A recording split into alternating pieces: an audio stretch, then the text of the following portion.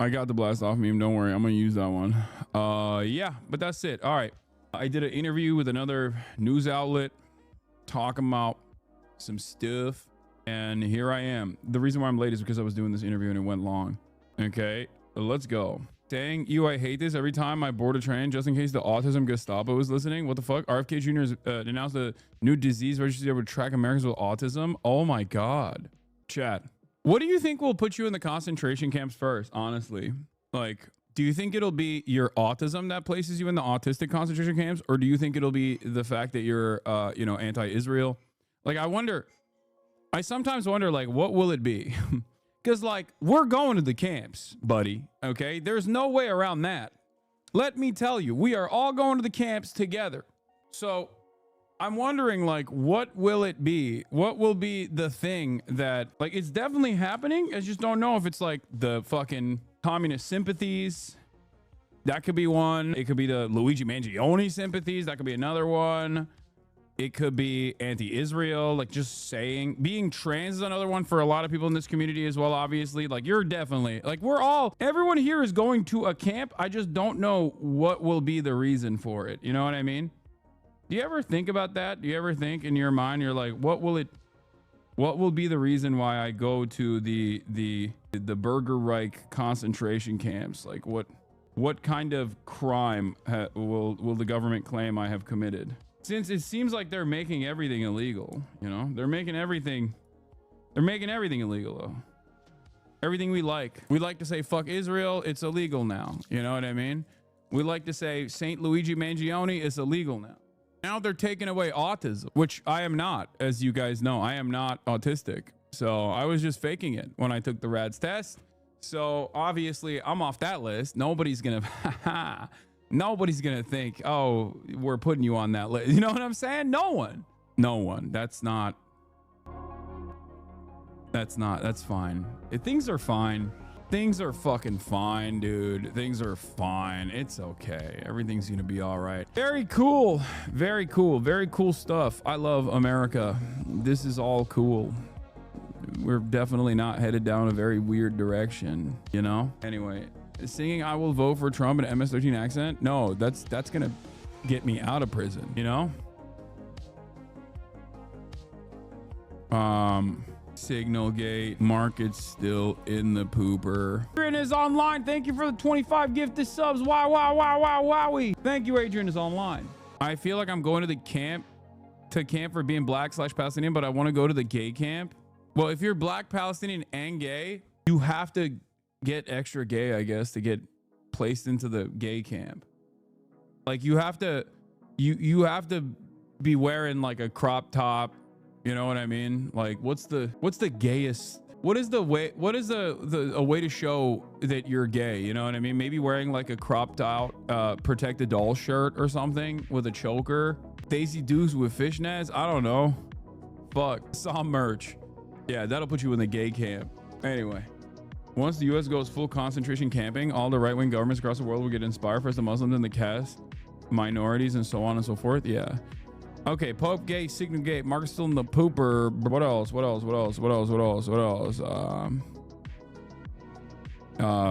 There's a lot going on here. Democrats push for immigration. Dems push against deportations. Plus Tim Pool in the White House press pool. Mahmoud's wife gives birth as he's still falsely detained for hurting Israel's feelings. JRE versus Jordan Peterson and more. I do think that there is like the Jordan Peterson versus JRE stuff. Like, there is something that I have talked about quite a bit. If you guys recall, there is this like growing movement, growing fissure in the right wing where there's two competing factors here. Okay, money versus clout. Hi Hassan, I watch you every day since you ruined my favorite podcast, and H3 is a fucking disaster. What does that even mean? What is your favorite podcast that I ruined? But yeah, here it is. Oblivion Gate. Are you talking about H3? Like, I didn't fucking ruin it. It's like, It's like how wokeness ruined comedy, right? Like, it's not that cancel culture ruined comedy, it's that people constantly fucking chirp about cancel culture instead of doing comedy, and that's how it ruined comedy. Is that what you mean? I'm sorry, you don't want to hear a fucking neurotic man talk about my penis for like an hour? I don't get it. He's like, why would I want to listen to a 40-year-old man with 3 kids talk about how sexy you are when I can just come and get it, you know, directly? I can just go straight to the tap, you know? I don't need to filter it. Oh shit. But you don't talk about your penis? 20 minutes and only 20K, he fell off. It's over, dude. Career done. Career lows. We're so out. And it's also not even 20 minutes and 20K. It's 30 minutes and 20K. It's over. I might as well quit. Chat, we're quitting early today. Okay, we're quiet. I was quiet quitting for the longest time, but now I'm just quitting. I'm quitting. I'm going to the autism camp. I'm quitting and checking myself into the autism camp pronto. Okay. Yeah, we'll do the Popegate stuff in a second. It's not even like Popegate, but here, this is a dude, there is nothing clip funnier from to yesterday me where I went on a freaking rant. Let's see what this was. Dude, there is nothing funnier to me than how much right-wing administrations in general, but specifically the Trump administration, plays the role of like biblical Satan so perfectly. Okay, 4 horsemen of the apocalypse type on a regular basis. Measles cases are popping off. There's mass disease, death and destruction everywhere. You have your second in command, the shadow president, who is literally a lizard person, can't even behave normally, Elon Musk. Not only is he a lizard person, but he's trying to put microchips in people's brains. They're doing black bagging operations for the state of Israel for the crime of saying mean things about the apartheid state, doing a genocide. Okay, mass disease everywhere. Very clearly, these guys are trying to nuke everything. These are the end of times. And virtually all of the people that are supposed to believe in angels and Jesus Christ coming back to earth or whatever, unironically love this guy. How is this possible? If you are hallucinating on a daily basis that the end times are near, well, these guys are bringing it. They're bringing it to you. And you still are just like, hell yeah, nah, you don't understand. It's actually them goddamn libtards that are bringing the end of times, not my president. It's like, what do you want? What more can you see from this administration that will cause you to go, you know what? Maybe these guys are not the good guys here. It doesn't make any sense. Everything that these guys complained about, 1984, free speech is falling apart, they're doing. Your guys are doing it, and you don't see it. What are we doing here? It blows my mind, dude. The guy, the servant of Satan, went and shook the hand of the holiest holy man of Catholicism, and you're still going, I don't care. There are massive tornadoes and earthquakes ripping up the land on a daily basis. The end times are near. It makes me so mad because I don't believe in any of that, okay? I don't believe in any of that, but you do. You believe it. So why don't you see the things that you believe in? It's unfolding in front of your eyes. It makes me so mad. It makes me so mad. These guys are fake. They're phony rapture enjoyers. The real rapture is happening, and these don't see it. You're creating so much change, Hassan. Not alienate our political opposition until they become deranged MAGA drones and act surprised and play victims. Genius. Yeah, they became. Yeah, these guys actually became Nazis, dude. You know, because they saw my commentary and thought it was mean. Love that, man. Thank you. Hey, I'm the dumbest guy you've ever met. Okay, hello. I'm the dumbest guy you've ever met. I have no moral compass, no convictions whatsoever. I'm so malleable that if someone says an off-color remark around me, I will immediately drop everything that I knew previously and become a fucking rabid neo-Nazi. Cool, man. Yeah, I feel like if that's what it takes for you, you know, you kind of were there already, right? People are mean to me all the time on the internet. Leftists are mean to me all the time. They say I'm not left enough. They say I'm reactionary. They say I'm transphobic. They say I'm not sufficiently pro-Palestine. You see me change my convictions? No. I've had numerous avenues to jump over to be like, this is why I left the left. And yet, My convictions are still the same. Perhaps instead of saying, oh, you pointing out the divisions in society is the reason why divisions are happening, is not the best argument here. Don't you think? Hassan, you're Francophobic, but you're going to interview Mélenchon. How does that work? Yeah. Love in the Spectrum stars a Hasanabi head. Wait, what?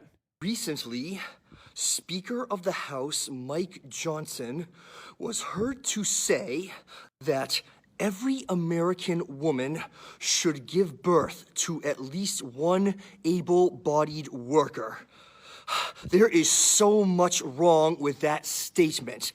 First, let us start with the blatant sexism of it. He thinks that women actually... I don't know who this guy is, but they're popping, dude. Yo, what a king. He is so mad. This is the kind of energy we got to have. The anger that he has in his heart for Mike Johnson and his ridiculous statement. I love that. What a king. She have a duty. Not all women wish to be mothers. He said, ugh. And the women who do choose to be mothers will do so out of their own volition, not because someone else wishes for them to be. And then the other half of the statement, he did not say that every woman should give birth to a child. He specifically said able-bodied workers. People who have children because they wish to have children, because they seek emotional fulfillment in their lives. People do not have children just so those children can be workers. This it relates to what another politician said not too long ago, that they mentioned something about a domestic supply of infants. People do not want to be workers. People want to be able to live their lives as they choose. They want to be able... Okay, this is... Oh my God, this is, yo, he's popping. To pursue their passions. We work to live. We do not live to work. We are not here to serve others. We are here to live our lives as we wish to do so. Most people want... RFK saying autistic people will never play baseball is hilarious. Yeah, baseball is so autistic. It is the most autistic sport. Okay, what are we talking about? Both the fandom and the players. What the hell are you saying?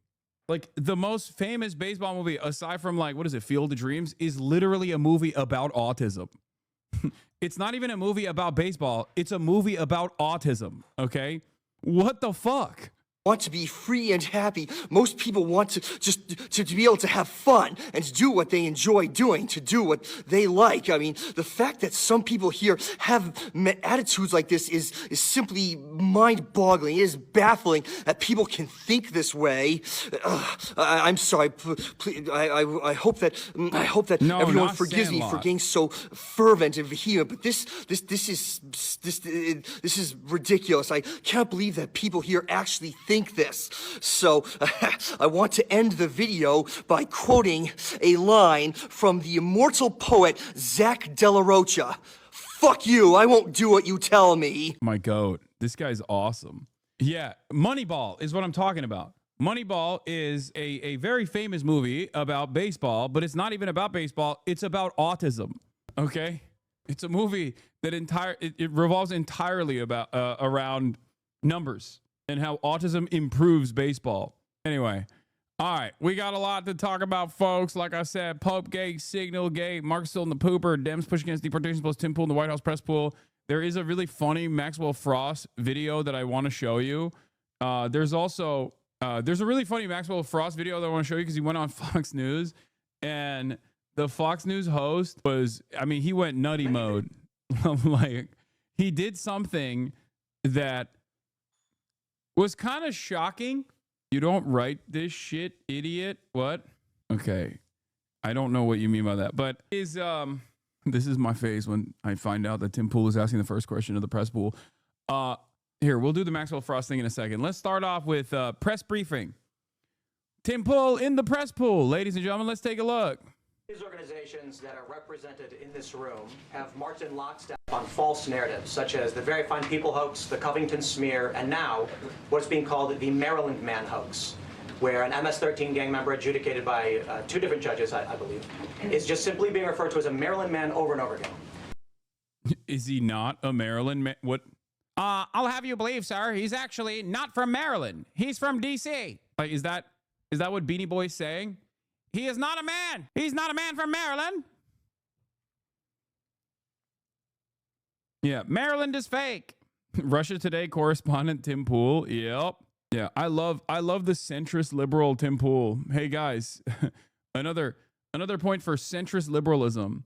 Wait, is he wearing a hoodie under his like suit jacket? Oh, gross. Oh, brother, suit jacket, hoodie, beanie combo is so gross, dude. Why are they allowing him in the pool with a beanie and a fucking hoodie?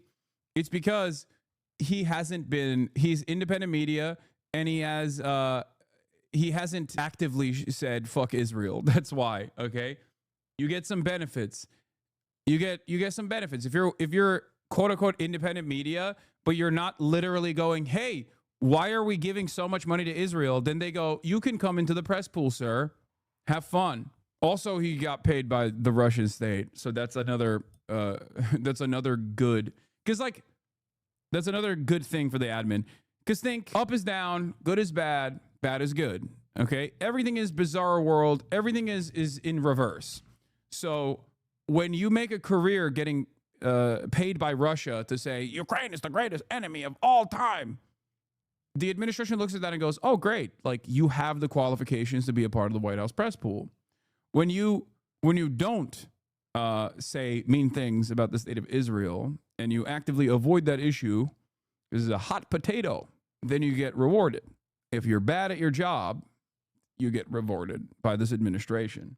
It's also crazy that he sounds like even more right-wing than OAN. Yeah. The press pool has been made into a cesspool, a cesspit. This is great. Beanie formal or beanie casual.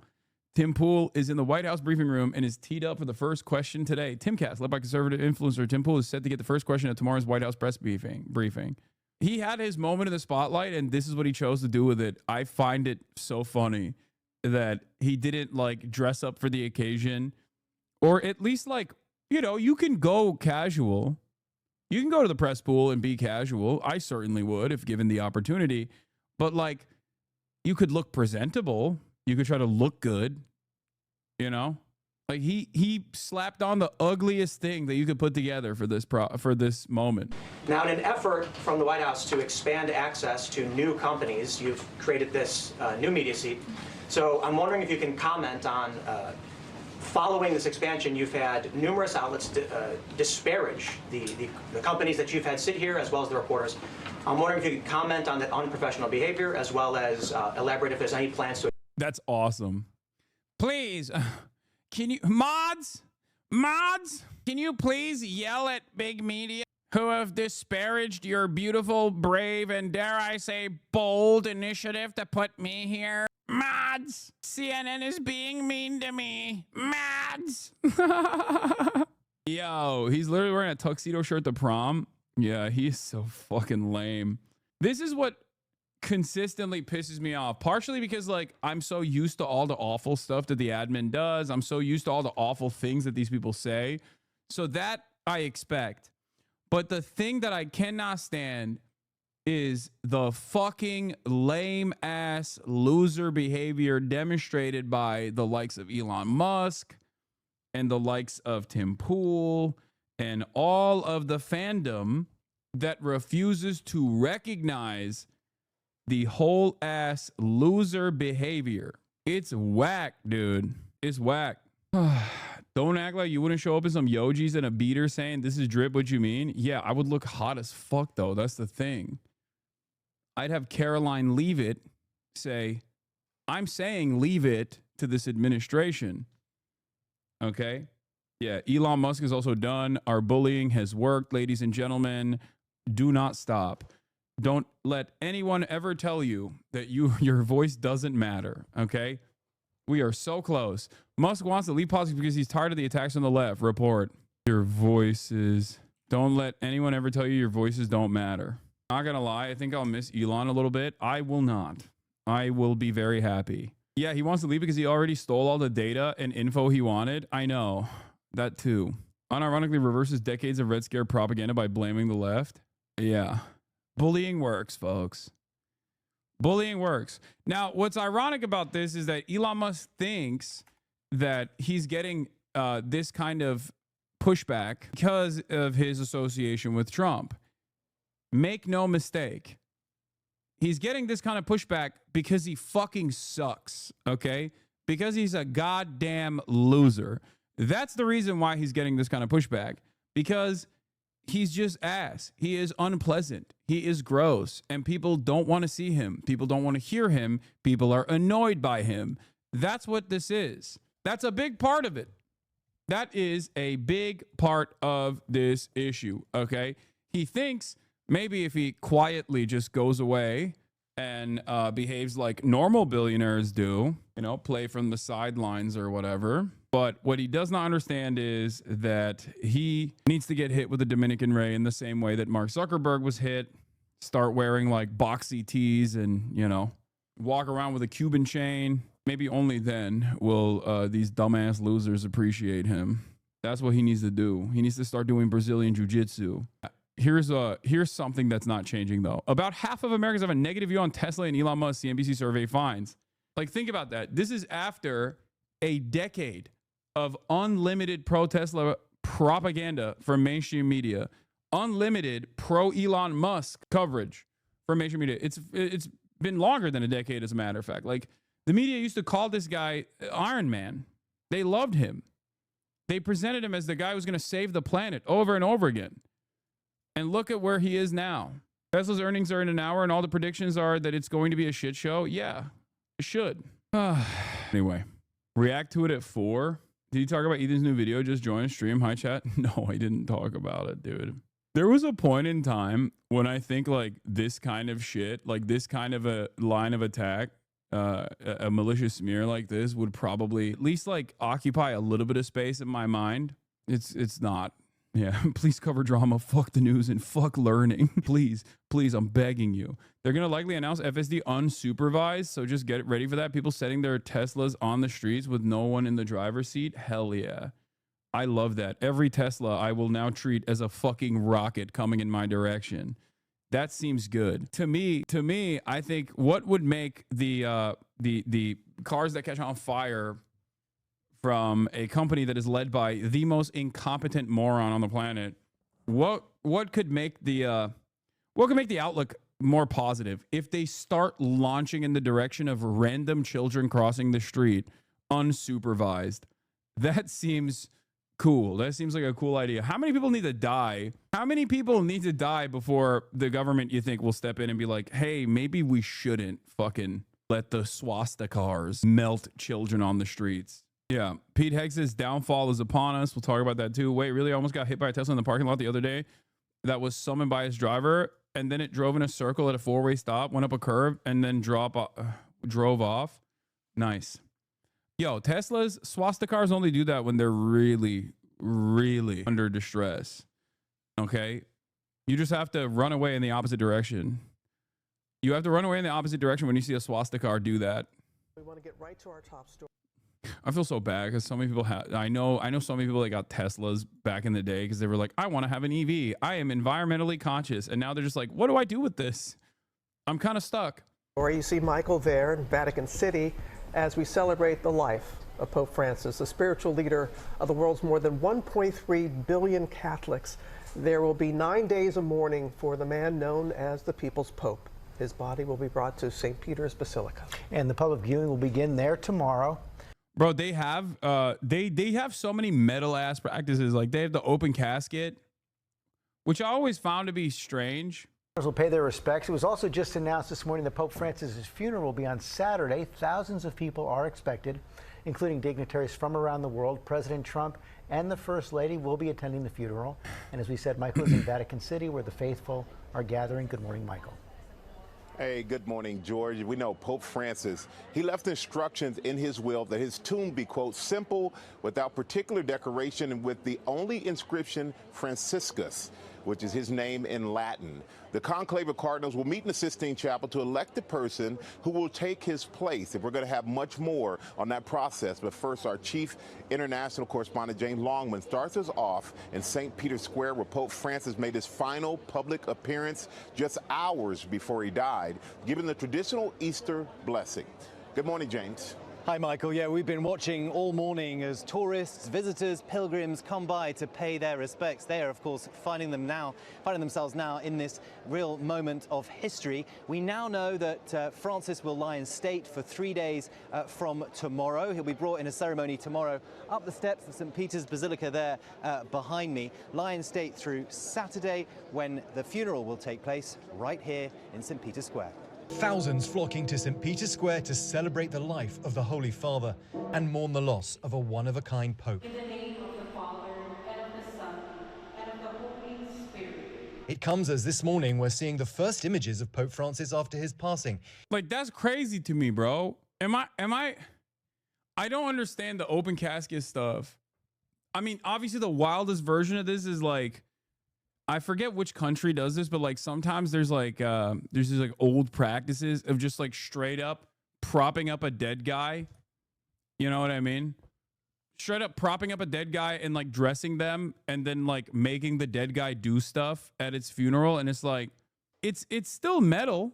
It's kind of creepy, but it's metal. Like when you embalm, this was a Soviet practice, by the way. Like embalming is like another practice that commonly was utilized. Like Lenin is embalmed. I believe Stalin was also embalmed. Mao and Ho Chi Minh. I just don't understand. What do you do? What do you mean make it do stuff? I don't know. Sometimes I'll see these like crazy videos of like a dead dude. They'll be like, this is a funeral proceeding for a dead guy, where they just like make the dead guy dance a little bit or something. I don't know. I just want to see bodies flopping out of coffins and hitting pavement like that show on Corn Cob TV. In a simple wooden coffin that he requested.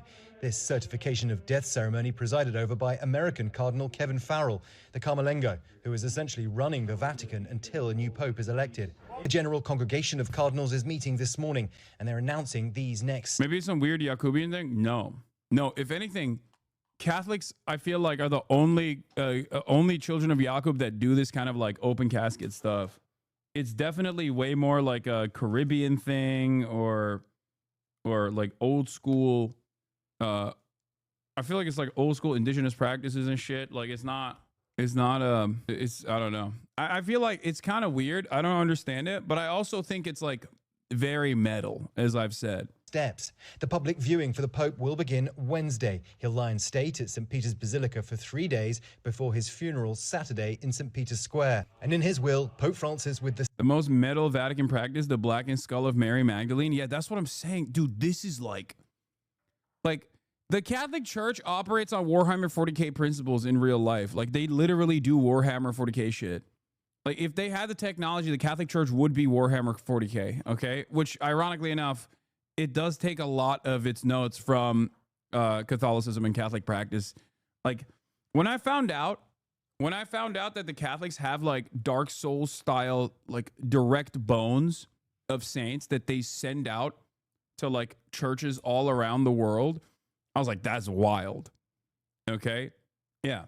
There are bones. For those of you who don't know, there are bones of saints in many churches around the planet. Catholic churches around the planet all have like ancient relics. It's crazy. It's kind of cool. I mean, it's very weird, but it's kind of cool. They drink the blood of Jesus every week. I mean, I guess that also makes sense. Every altar has a relic in it.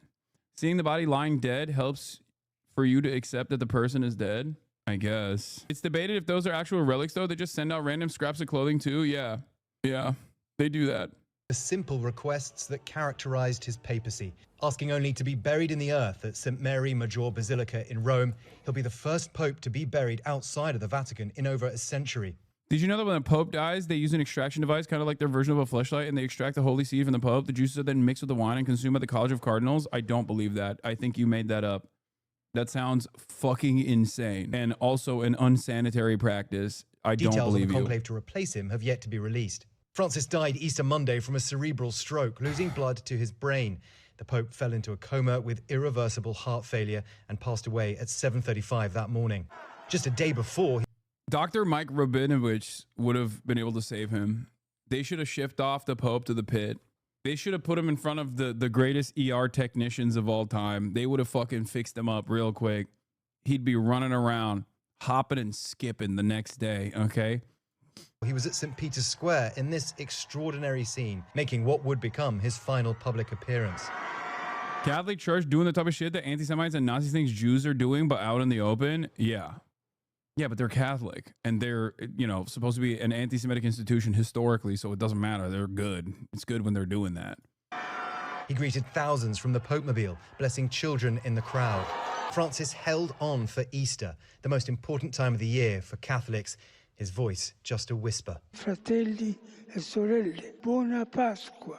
He had been battling pneumonia in both lungs, hospitalized for 38 days, and he suffered 2 emergencies that nearly ended his life. President Trump summing up what made Francis special. He's a very good man who loved the world, and he especially loved people that were having a hard time, and that's good with me. But this Pope was, for some Catholics, a controversial one. We spoke to an American family visiting the Vatican. This was a Pope who was viewed as socially liberal. This past Pope was just a little out of step with a lot of the people. After the Pope passed, his papal... We should never, for the sake of humanity, for the sake of evolving, we should never lend a microphone to Americans. I think the world would be a better place if we never heard from Americans on any issue ever again. Okay? I think Americans should permanently shut the fuck up. Okay? We ruin everything. We are responsible for so much annoying commentary out there. We're responsible for so much fucking brain rot. But it's on, you're an American with a microphone. I'll shut the fuck up. Let's get it started. I think for the greater good, if the rest of the world never heard from an American ever again, I'd be willing to fucking shut the fuck up. It is so goddamn annoying. Anytime, dude, what is happening? It's just like, anytime you got an American on the mic, I'm like, oh, here we go. What kind of dumb nonsense will we hear today? Okay. What kind of ridiculous bullshit are we going to hear about today? Apartment closed off, red wax sealing the binds, part of a centuries-old tradition, ahead of preparations for his funeral.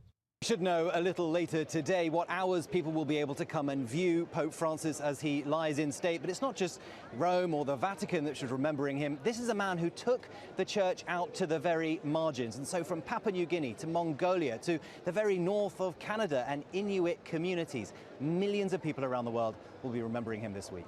It's so American to think you can even disagree with the Pope in the first place. Yeah, being like, the Pope is actually out of step with the rest of global Catholicism is like an insane thing to say. It's the opposite, dude. What do you mean? Are you fucking Lutheran? Like, what? I don't understand. Are you a fucking Protestant? Like, what do you mean? What do you mean you're out of step with the fucking papacy? Like, it doesn't make any sense. The entire point of being Catholic is so you're not out of step with what the fucking Pope is saying. What are we doing? Nah, this Pope, too woke, not for me. Okay, I guess you're not Catholic then. You're something different. What are we doing? Pope Francis did touch so many hearts, and that's why bells tolled in Catholic churches all around the world to honor the Holy Father yesterday. And the faithful have gathered here to remember his legacy. And that included worshipers in Buenos Aires, Argentina's capital. Yeah. Papal infallibility is a dogma of the Catholic Church, which states that in virtue of the promise of Jesus to Peter, the Pope, when he speaks ex cathedra, is preserving the possibility of error on doctrine initially given to the apostolic church and handed down in scripture and tradition. It does not mean that the Pope cannot sin or otherwise err in some capacity, though he is prevented by the assistance of the Holy Spirit in issuing heretical teaching, even in his non-infallible magisterium, as a corollary of indefectibility, i.e., whatever the Pope says goes. There is no, I don't agree with the Pope. They would assassinate you a couple hundred years ago if you were like, the Pope guy, this Pope, Pope, too woke for me. Okay, you're dead. Now we're going to kill you. That's like the only thing that separates you as a Catholic from the other branches. You might as well be fucking Mormon at that point. Just make it up as you go along. What do you mean? It's just funny because, like, I don't believe in any of this shit. But you ostensibly do. You claim to believe it. So what do you mean you don't agree? Where Francis grew up as Jorge Mario Bergoglio. You can remember he was actually the Archbishop of Buenos Aires before he became the first Latin American Pope. In France, parishioners mourned Francis during services at Notre Dame Cathedral in Paris. Palestinian Catholics honored the Pope in Gaza City. Matt Walsh, rest in peace, Pope Francis. May the next Pope guide the church with courage, clarity, and a deep respect for tradition. Like, Matt Walsh is the most heretical person on the fucking planet, okay? Everything that this woke Pope stood for, Matt Walsh stands against, despite being fucking Catholic. He is exactly who I'm talking about. I am more Catholic than Matt Walsh is with my alignment with the previous Pope, okay? My ideological alignment with the previous Pope puts me in a higher position of being a better Catholic than fucking Matt Walsh. I also feel a deep sense of guilt as well. So that also gives me additional Catholic brownie points. He doesn't. He is guilt-free, okay? He is a shameless monster. Even worse, he's an Irish Catholic and he's got all the wrong takes based on both. I know. It's just like, he's the reason why Irish people from Ireland look at Irish Americans in a very negative lens. So did people in the Ukrainian city of Lviv. So all over the world, people are mourning Pope Francis. The Pope told us last year that he made nightly phone calls to Gaza's Holy Family Catholic Parish in Gaza, something he continued to do right up until his death. In the U.S., President Trump. No child of Byzantium should speak on this issue. That's right. Technically, I'm a descendant of the caliphate, okay? I'm directly at odds with the papacy. Also ordered all of the flags to half-staff. We are expecting to have President Trump come here to that funeral on Saturday, as well as many other world leaders. Vlad? Laura, he really was the people's pope. As you know, there are more. Wait, what? Lenin, if they exiled him to Turkey instead, would have been absolutely unstoppable. Happy birthday, King. Wow, they cured his balding. Yeah. Lenin is Turk. Isn't he Tatar, which is Turkic? So no disrespect to anybody here, but like he is a Turk, okay? Come on. He is a Turkish man. Oh, here we go. I'm just saying the truth. Technically, as someone of Tatar background, he would still be definitionally, he has Turkic roots. And Stalin is also Turkic because he's Georgian and 5'4", and that's very Turkish of him. And his mustache. Kalmyk, not Tatar, but still Turkic. Google says no, sorry, brother. You take every opportunity to yab about Turks. I just like having like a fun, weird, I like to throw like a fun, weird take in there, you know, to confuse people every now and then. Except this is not one of them. This is the truth. Quarter Russian, quarter Jewish, half unknown, but not Russian. Bro, he straight up looks like the fucking, you know, the ethnic spreadsheet that they had in the USSR to profile people or whatever? Lenin looks exactly like the fucking Tatar photo on the ethnic profile. Also, maybe controversial take, but like, he looks better bald. I think he was a very handsome man. More than 1 billion Roman Catholics. It's one of the world's largest religious denominations. For people outside of our Catholic faith, how would you describe the Pope's role in historical terms and its lasting relevance today? Well, it's a great question. You know, when the Pope speaks, the world listens. I mean, there is no other leader in the world. Okay, I'm sorry, but no, I think the world has been deaf for quite a bit, for quite a while about the woke Pope. We kind of collectively ignored what the woke Pope was saying because he just kept talking about how the markets won't save the planet, you know?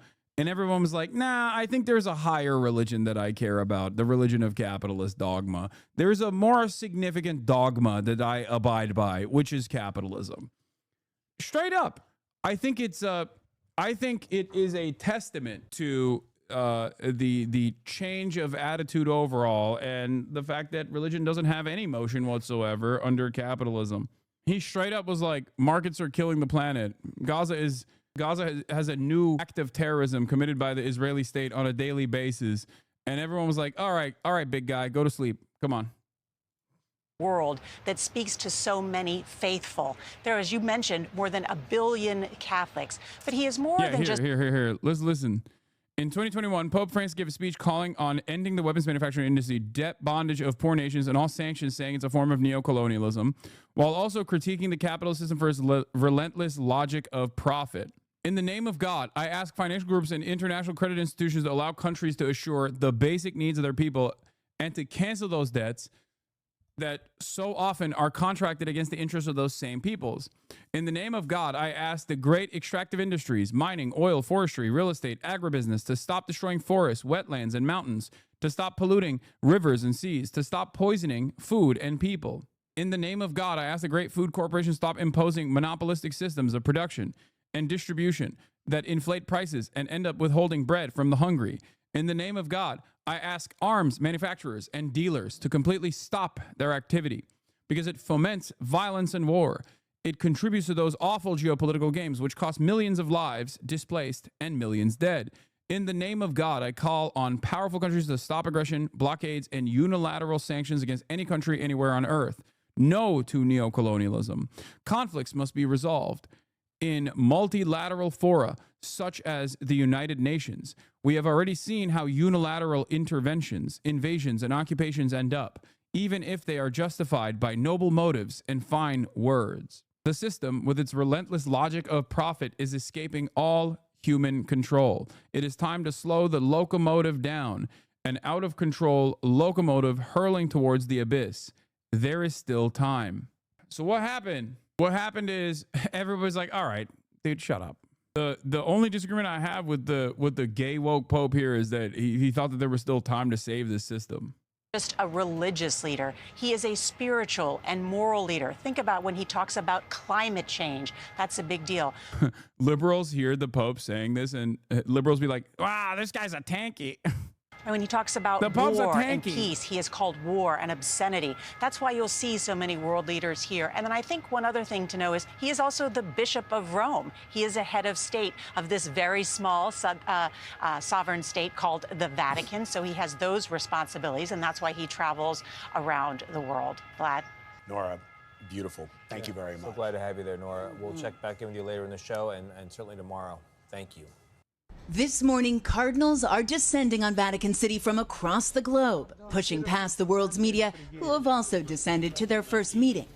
Of the 135 cardinals under the age of 80 eligible to vote in the conclave, the vast majority, 108, were appointed by Francis, including more than 20 from places that had never had a cardinal before. This is going to be a very open process, it seems to me, in which two things are most important. One, does this man communicate a vibrant, energizing faith? And secondly, can he govern? As the Catholic Church grows in Asia, Cardinal Luis There's no metro in Vatican, no high-speed rail in the Vatican, no sustainable energy generation in the Vatican. How do you not call out this hypocrisy, Hassan? Yeah, I can't believe it. Also, their renewable energy grid would look like what? 3 fucking solar panels? I don't even know how you could do, you can't do high-speed rail across the board. There's just no way to do it. It is walkable, as in you can walk the entirety of the Vatican fairly quickly. It is endlessly walkable, as a matter of fact. It's the most walkable place on the planet. Tagle from the Philippines is a frontrunner to be the first Asian pope, referred to as the Pope Francis of Asia, with a heavy focus on social justice and caring for the poor. But at 67 years old, he's on the young side. Or will...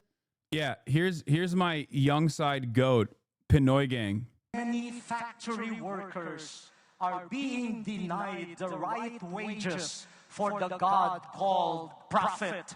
How many women are being sacrificed to the God called domination? Anti-misogynist, anti-capitalist Pope would go so fucking hard, and swagapinos rise up.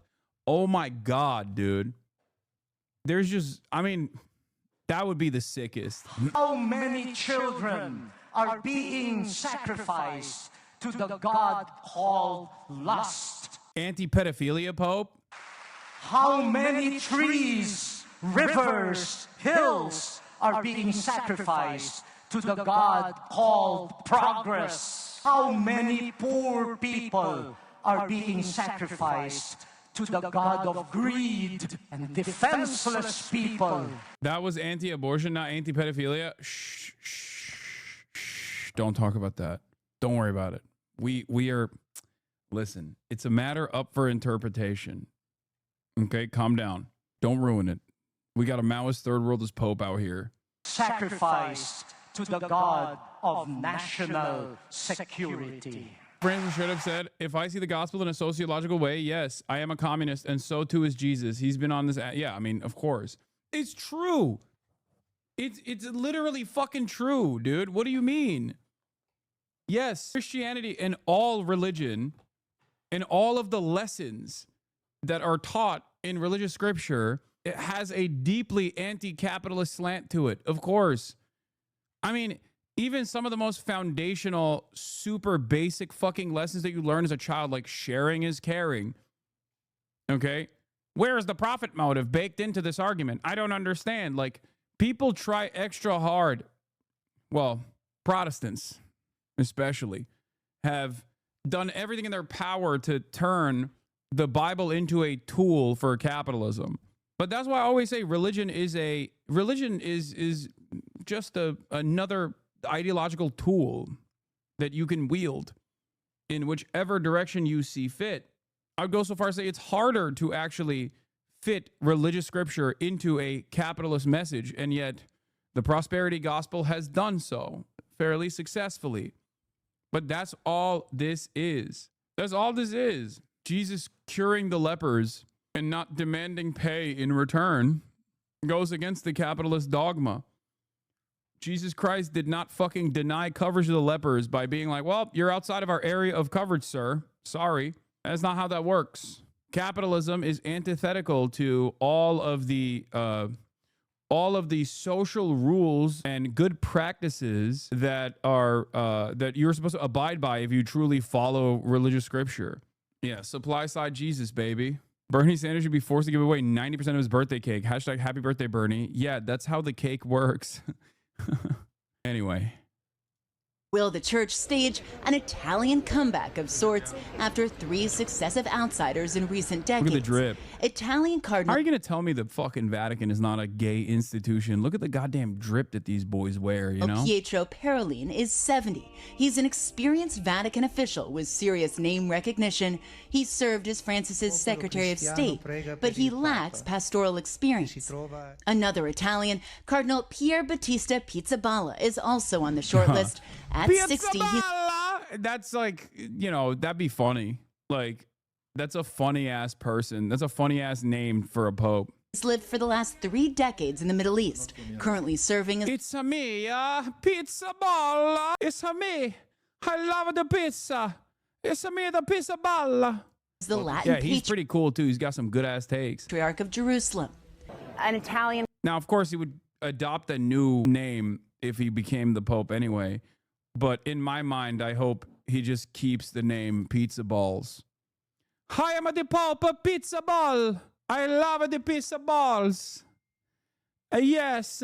In comeback? I think right now, Molly, nationality means nothing in this. No, hey, but why do you say okay almost after every sentence that it takes? As a united bloc. Yes. Or will the cardinals determine the church requires a conservative voice rolling back Francis's progressive agenda?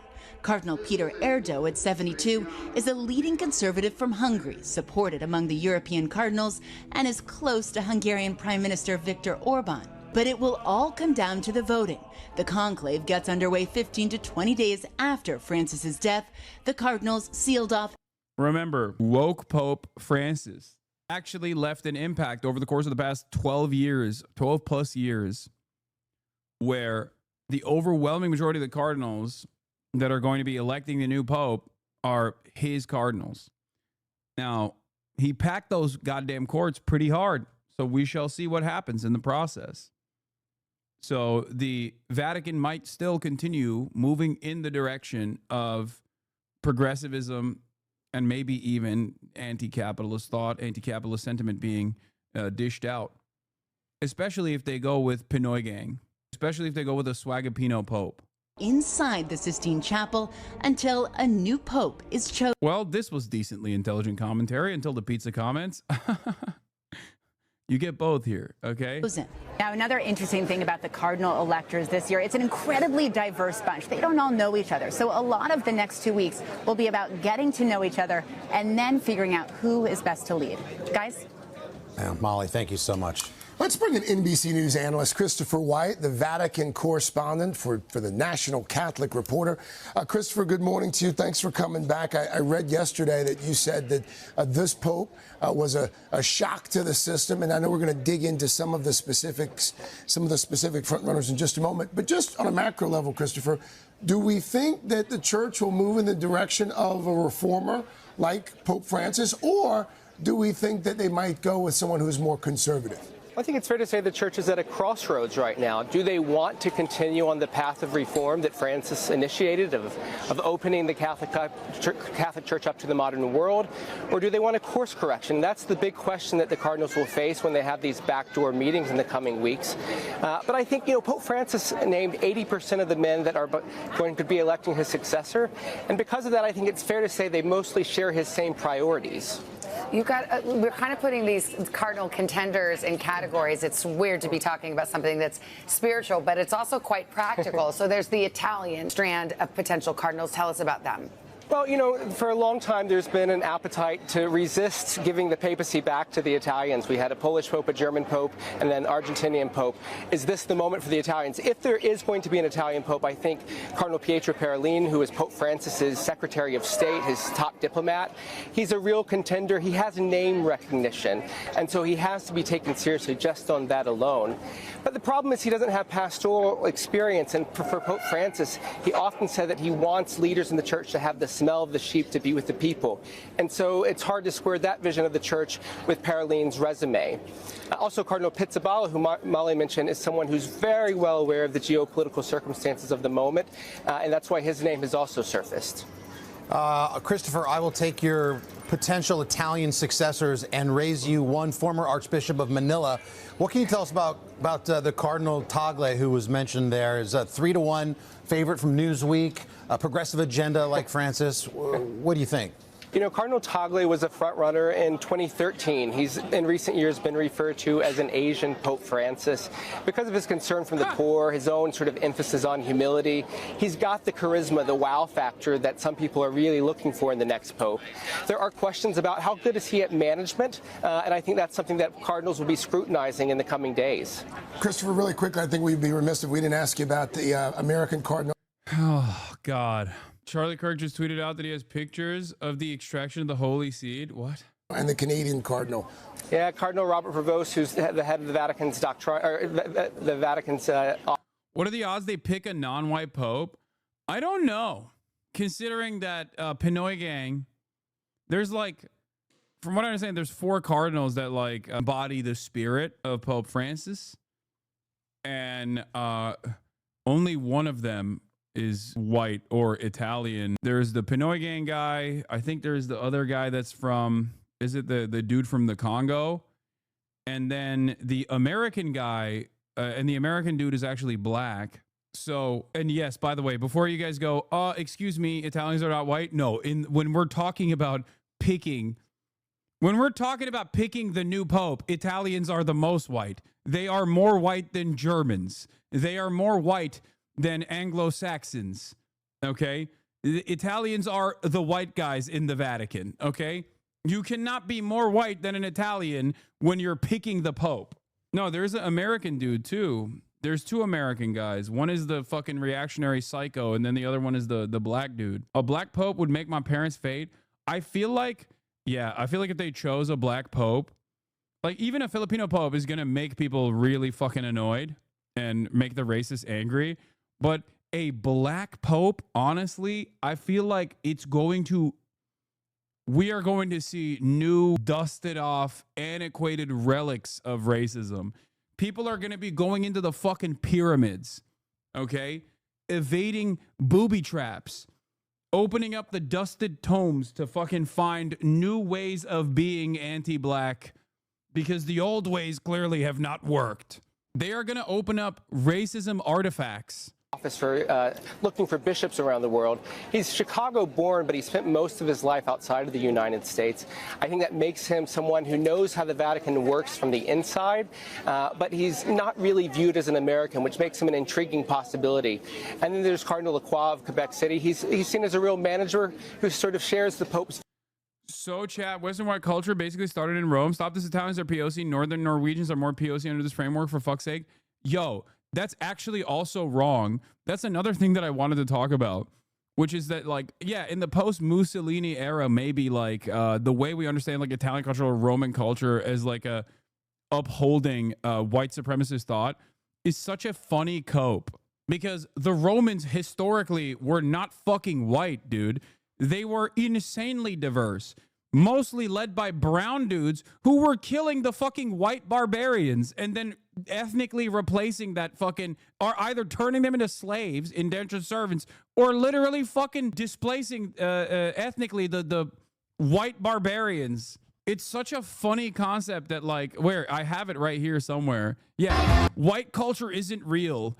This guy says, this is a fucking AF Loyals, like very clearly a white supremacist account. Okay. One of the funniest copes that dumb fucks have, ironically, and it's kind of like the same cope that Hitler fell to as well with the Roman salute, right? Like the idea that like Germans had some ancient mythology that created this like Aryan race, this master race, and so did the Italians. Like, these motherfuckers were not white, dude. They were gay as hell, and they were not white at all. Yeah, dude, these are movies. I don't know if you know this. These are movies, and they're not an accurate reflection of history.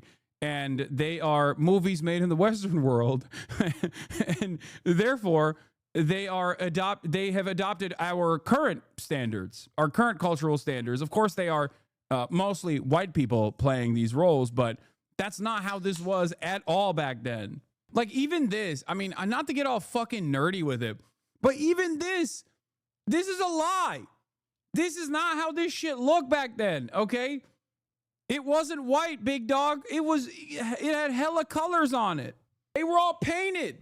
Every part of the, I like, the Roman era, my Roman Empire in my mind. Like, everything that these guys fucking hold on to is just completely wrong.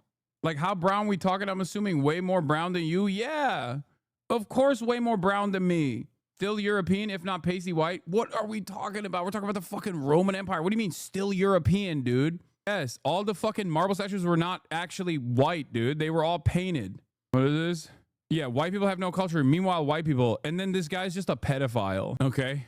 Like, this is the shit that I don't understand. Like, why does every white nationalist account automatically go, yeah, look at the white culture. My white culture is like a little girl. That's my culture. You fucking, yeah, white culture is pedophilia, I guess.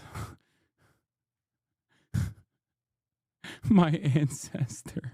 Himmler had scientists undertake excavations of prehistoric sites. Hitler commented, "Why do we call the whole world's attention to the fact that we have no past? It isn't enough that the Romans were erecting great buildings when our forefathers were still living in mud huts. Now Himmler is starting to dig up these villages of mud huts and enthusing over every post herd and stone axe he finds." The amount of cope, the amount of anger, resentment, and cope that nationalists of the Hitler era had over not having any serious like cultural monuments from that era was unimaginable. It was so crazy that they had to whole cloth invent a new mythology. They had to steal the swastika, for example, ironically enough, and turn it into obviously the greatest symbol of evil. Like, Every single thing that they did, they had architects. This is not just Indiana Jones shit. Like, they straight up had architects all around the planet trying to find and dig up new artifacts and then like try to make this loose association with like Germanic origin. Spain was Muslim African brown for 1,000 or more years. Yeah, that too. Yeah, majority of Greek and Roman marble sculpture was painted. Based on an examination of paint ghosts on the original statues, traces of paint, detectable ultraviolet lights have been found. How would emperors be in color? Probably like these. Emperor Macrinus, greatest Roman emperor ever, from Roman Algeria in North Africa, played by Denzel Washington. There's a coin engraving. He looks very not white. Wait, was I saying architects? I meant archaeologists. I'm sorry. Yeah. It's just like endless amounts of cope. White people being like, no, you don't understand. Like, the Nazis did this so funny. The Nazis did this very funny thing where they just had to like rebuild like an entire mythology surrounding it because they had so much resentment for the fact that they were just like living in fucking mud huts and were considered barbarians by the superior Roman Empire at the time. And it's funny because like there is some cool ass shit in German mythology as well that they could just talk about, you know, holding up a strong front against a much more superior military. Like, there's all that stuff that you could actually hype up if you wanted to, but no, they had to also invent new shit. American German people seem to have that inferiority complex too. No, Americans have that same inferiority complex too, because America is a relatively new country that also doesn't have any kind of real mythology. We make that shit up too.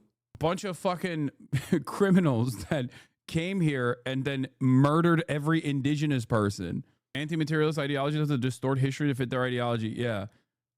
The Romans had no concept of whiteness. In the mid to late empire, the leadership of the empire was super diverse due to the Romanization of the provinces that have been ongoing for the past 200 plus years. The ethnicity of the soldiers would have been dependent on the period, time, and location. Dalmatia and Syria were big recruitment areas. Yeah. Same is true for the Turks as well. Most Turkish history comes from one German archaeologist in the 1800s. I mean, at least you could say that the Turkic, the steppe warriors that came, like there is a existing mythology that I think people cope and obviously fucking harp on regularly. But at least there's like with Chinese mythology, like there is a history there. There's a through line. There's like a lot of stuff you can point to. It's not like Turks will fucking turn around and be like, oh, we invented a shit ton of things and we had buildings that stood tall. Like, no, they're like, yeah, we were warriors of the steppe, a nomadic people. You know what I mean? They don't do the we were kings shit. They do the fucking we were nomadic barbarians. From the historical perspective of anthropology, the turn to describing Romans as Greeks as white and the creation of white culture in the West was due to the fact that they were so astounded by North Africa's marvels, pyramids, Library of Alexandria, descriptions, etc., that they came to the conclusion that they had to be white or aliens did it. Yeah, even the naming convention of barbarians is the Roman Empire saying like, oh, these guys are, they're lesser than us. Look, they're living in mud huts. They're tribal people. It's so weird to think about it now with today's framework because all of these countries are now under the banner of whiteness. But the Roman Empire, like at least the territories that it controlled and what the demographics look like was insanely diverse. Of course, every fucking empire, especially back then, was insanely diverse. What is the most imperialist superpower on the planet? The United States of America. Also very fucking diverse. Look at England. Also very fucking diverse in comparison to other places because a lot of that colonial exploitation ends up bringing people from the colonies into the OG land that is doing the colonizing. Yeah. Roman Empire was insanely fucking diverse. The Ottoman Empire was insanely fucking diverse. So empires fail because of DEI? No, empires succeed, ironically enough, because of diversity and DEI for as long as they do. That is literally, there is no world without cultural exchange. There is no world without, by way of trade or by way of war. Cultural exchange has elevated humanity to the position that we've gotten to. There's just nothing. You are nothing without without centuries and centuries of people warring with one another and picking up certain things. It's quite literally the opposite. It's DEI or die. So a lot of these people that just like turn a blind eye to that and say, no, actually, it's because they were too diverse that they fucking fell apart, or they're stupid. In any case, Himmler started to dig up these villages of mud huts and enthusing over every potsherd and stone axe he finds. All we prove by that is that we were still throwing stone hatchets and crouching around open fires when Greece and Rome had already reached the highest stage of culture. We really should do our best to keep quiet about this past. Instead, Himmler makes a great fuss about it all. The present-day Romans must be having a laugh at these relegations. Anyway, I know it's Reddit, but it's 2,000-year-old portraits of Romans. 2,000-year-old ancient portraits of Romans found in a necropolis in Egypt. Yeah. Bunch of white folk, dude. Like, whiteness as a concept, whiteness as a racial construct, also, and like Western civilization and whiteness as a racial construct is a relatively new phenomena in the history of mankind. This wasn't a thing. It's very difficult to explain this to people because our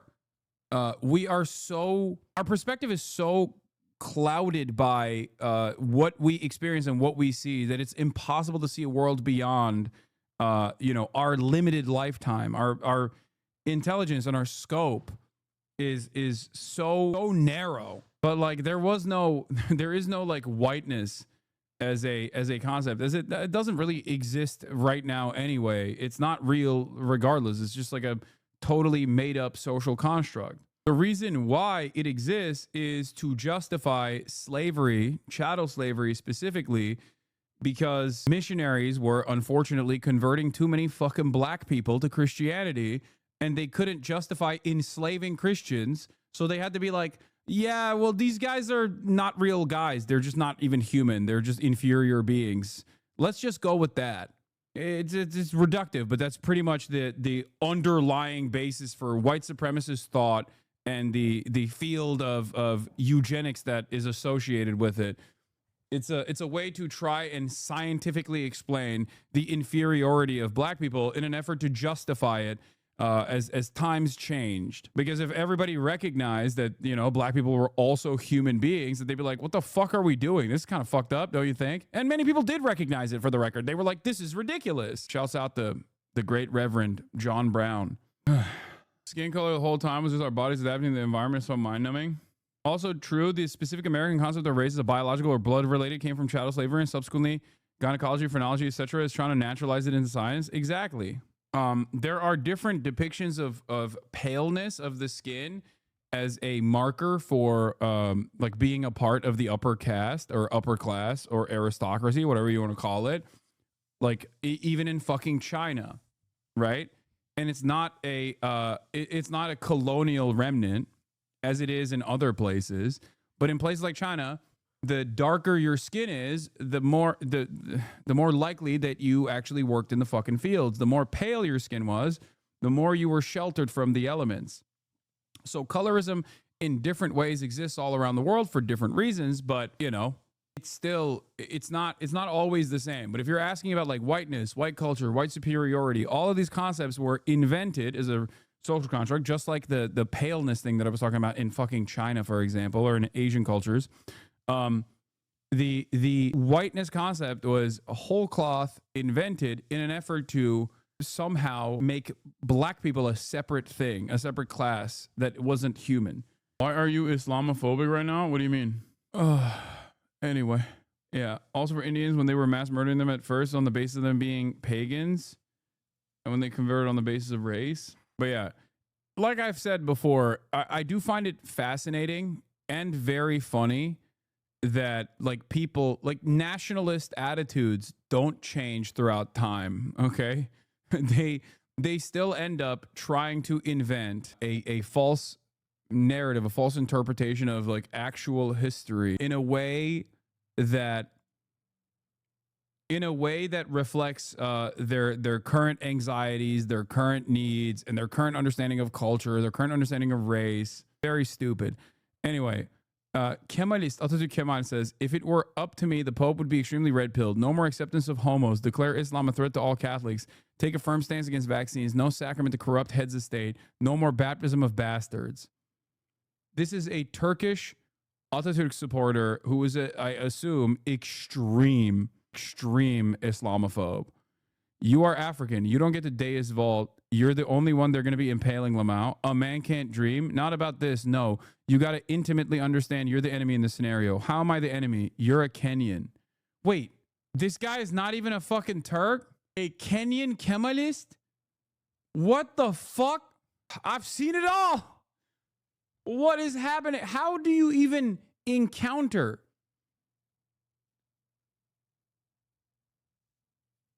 How do you even encounter a Kemalist framework in all the way in Kenya? One of the funniest things I've seen, by the way, is even Matt Walsh briefly touched on this last week, is that everyone is really annoyed with all of the like African, Indian, Asian run white supremacist accounts that are like Defend the West or Radio Genoa or Ian Miles Chong that will uphold white supremacist thought, and they're doing it because they're responding to the algorithm, and they and you know, a $35 payout goes a much longer way when you're in India than it does when you're in the United States of America. So a lot of these guys are just like botting the shit out of their accounts, and because they recognize that the algorithm demands unfiltered, unrestricted white supremacist commentary, half of those fucking almost all of those accounts that are like the marbled statue avatar accounts, almost all of them are actually not white, like not even remotely white, not even like Italians are white type white, like straight up dudes who have never been to the Western world, dudes who are operating their fucking accounts from you know, operating their accounts with the global south in general. Wait, Hasanabi, you mean the alt-right is being unintentionally cruelly mocked? No, it's not even a cruel mockery. I'm sure there's plenty of fucking real-ass white nationalists out there that enjoy these accounts, not realizing that they're run by not white people. But the reason why they're doing that, the reason why those accounts pop off is because they recognize that the algorithm wants this kind of thing and will greatly elevate you. And you can make a lot of money doing so. A lot of money that would not be considered a lot of money in the Western world, but it's a lot of money where you're at. You know what I mean? Yeah. Aryan white savior 1488, location Indonesia. Yep. It's a very sad state of affairs overall. But, you know, I respect the hustle. I respect the hustle. Here's CNN covering some of the cooler things that the Pope has said. I want to get back to that and finish that off, button that up, and then we'll talk about all this other shit. Yeah. All right. At almost every turn in Pope Francis's trip to South America, his message: the world needs to pay attention to the poor. An unfettered pursuit of money rules. That is the dung of the devil. Saying unbridled capitalism is the dung of the devil, searing language of social activism from the Holy Father as he spoke to a group of grassroots organizations. The Pope is not afraid to use strong language. He needs to get people's attention as Jesus did in a world full of noise and confusion. The pontiff also talking about new colonialism, the capitalistic world of free trade agreements and austerity measures that take from the poor and give to big multinational corporations. As the Pope moves on to his next stop, the message here well received, especially by those countries who've been governed by dictatorships in recent history. The response from the United States, unclear. As for conservative Republicans, if the backlash from the Pope's recent letter on the environment is any indication, presidential hopefuls won't hold back. I don't get economic policy from my bishops or my cardinals or from my Pope. Pope Francis's speech, dogging capitalism, raises the stakes for those eyeing the White House as the pontiff prepares to address a joint session of Congress in September. He's going to disturb people on both sides of the aisle. But these are Catholic issues, and Catholics who are politicians and lawmakers are going to have to take what he says very seriously and consider it given his moral authority. Father, Indians are brown Caucasians living in Asia. Indians have every race card in the deck. Indians are technically whiter than Africans. Please stop. Whiteness is a social construct, okay, determined by the in-group. The in-group does not consider Indians to be white. It's that simple, okay? I don't know how we, like, it's like, look, I say I'm white, and in the United States of America, a lot of people do actually consider me to be white, but there are plenty who don't, right? If I'm in Germany, I am no longer white. I am something different. I'm Turkish, okay? That's that right there. In Turkey, I'm white. In America, I'm white. In Germany, not so white. Okay? Why? Because it's fucking made up. Okay? It's made up. That's it. Father Hernan Paredes, one of the pontiff's closest friends, agrees, saying it's difficult to guess what Francis, who is known for speaking off the cuff, will say, but it'll probably include the message of hope, the message of pardon, the message of tenderness. I think we say it in English, ternura, a God who loves and cares for his children and who's ready to embrace, not to judge. As the Pope continues traveling and speaking his mind, it's unclear if 2016 presidential candidates will embrace his views or judge them. Rosa Flores. This is from 9 years ago. To the call. All right, ladies and gentlemen, let's get back to the United States of America. Leak Hegseth, they're calling it. Leak Hegseth, my goat. He's under a lot of fire. Why is he under a lot of fire? As I said already, he just likes to send text messages. Didn't know that was illegal. Okay. Kind of weird that people don't like that he likes to go on booze cruises and send state secrets to whoever will listen. People without security clearances specifically. I think that's fucked up. I think he should be able to do that. Calls for Defense Secretary Pete Hegseth to resign after sources told ABC that he shared details of a U.S. attack plan on Yemen in another group chat that included his wife and brother. Our chief global affairs anchor, Martha Raddatz, has the latest for us. Good morning, Martha. Good morning, Robin. This morning, Pete Hegseth is brushing aside these new allegations. But if anyone in uniform had sent operational details to family members, they would likely be fired. Although, as of now, the president is defending Hegseth. This morning, President Trump is publicly standing by Defense Secretary Pete Hegseth amid growing calls for his resignation. Pete's doing a great job. Everybody's happy with him. Just weeks after revelations that Hegseth sent highly sensitive military attack plans to administration officials on the commercial app Signal, sources now say Hegseth shared some of the same sensitive attack plans with his wife Jennifer and others on a separate Signal chain. Okay, but I said this yesterday too, but like his wife is also a Fox News producer, so in his mind he thought she's qualified, considering that his qualifications were also that he was a Fox News producer. To become the defense secretary, like his wife could get a little bit of that action too, you know what I mean? That he created. The Signal chat he shared with his wife, a former Fox News producer, included launch plans of F-18 fighter jets attacking Yemen, according to sources. Hegseth has also been under scrutiny for allowing Jennifer Hegseth into some meetings with foreign dignitaries. But Hegseth denying he did anything wrong. We're changing the Defense Department, putting the Pentagon back in the hands of warfighters, and anonymous smears from disgruntled former employees on old news doesn't matter. This comes after a week of chaos at the Pentagon, with some of Hegseth's own top aides escorted out of the building after a leak investigation. The aides denying they leaked anything to the press. One of those top advisors, Dan Caldwell, telling Tucker Carlson, and we had people who had personal vendettas against us. Yes, and I think they weaponized the investigation against us. And pushback on the Hill is coming as well. Republican Congressman Don Bacon, who serves on the House Armed Services, saying, I'm not going to tell the White House how to manage this, but I find it unacceptable, and I wouldn't tolerate it if I was in charge. Congressman Bacon is the first sitting Republican to publicly criticize Hegseth, suggesting President Trump should fire the defense secretary. As for the leak investigation, these are not random top aides who were fired. They are senior advisors Hegseth himself brought into the Pentagon.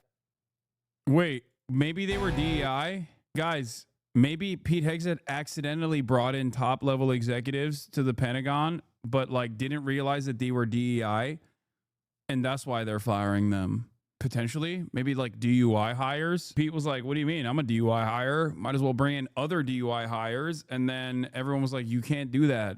Why do you have confidence? Because he's doing a great job. Great chef. Ask the Houthis how he's doing. Everybody's happy with it. We have the highest recruitment numbers.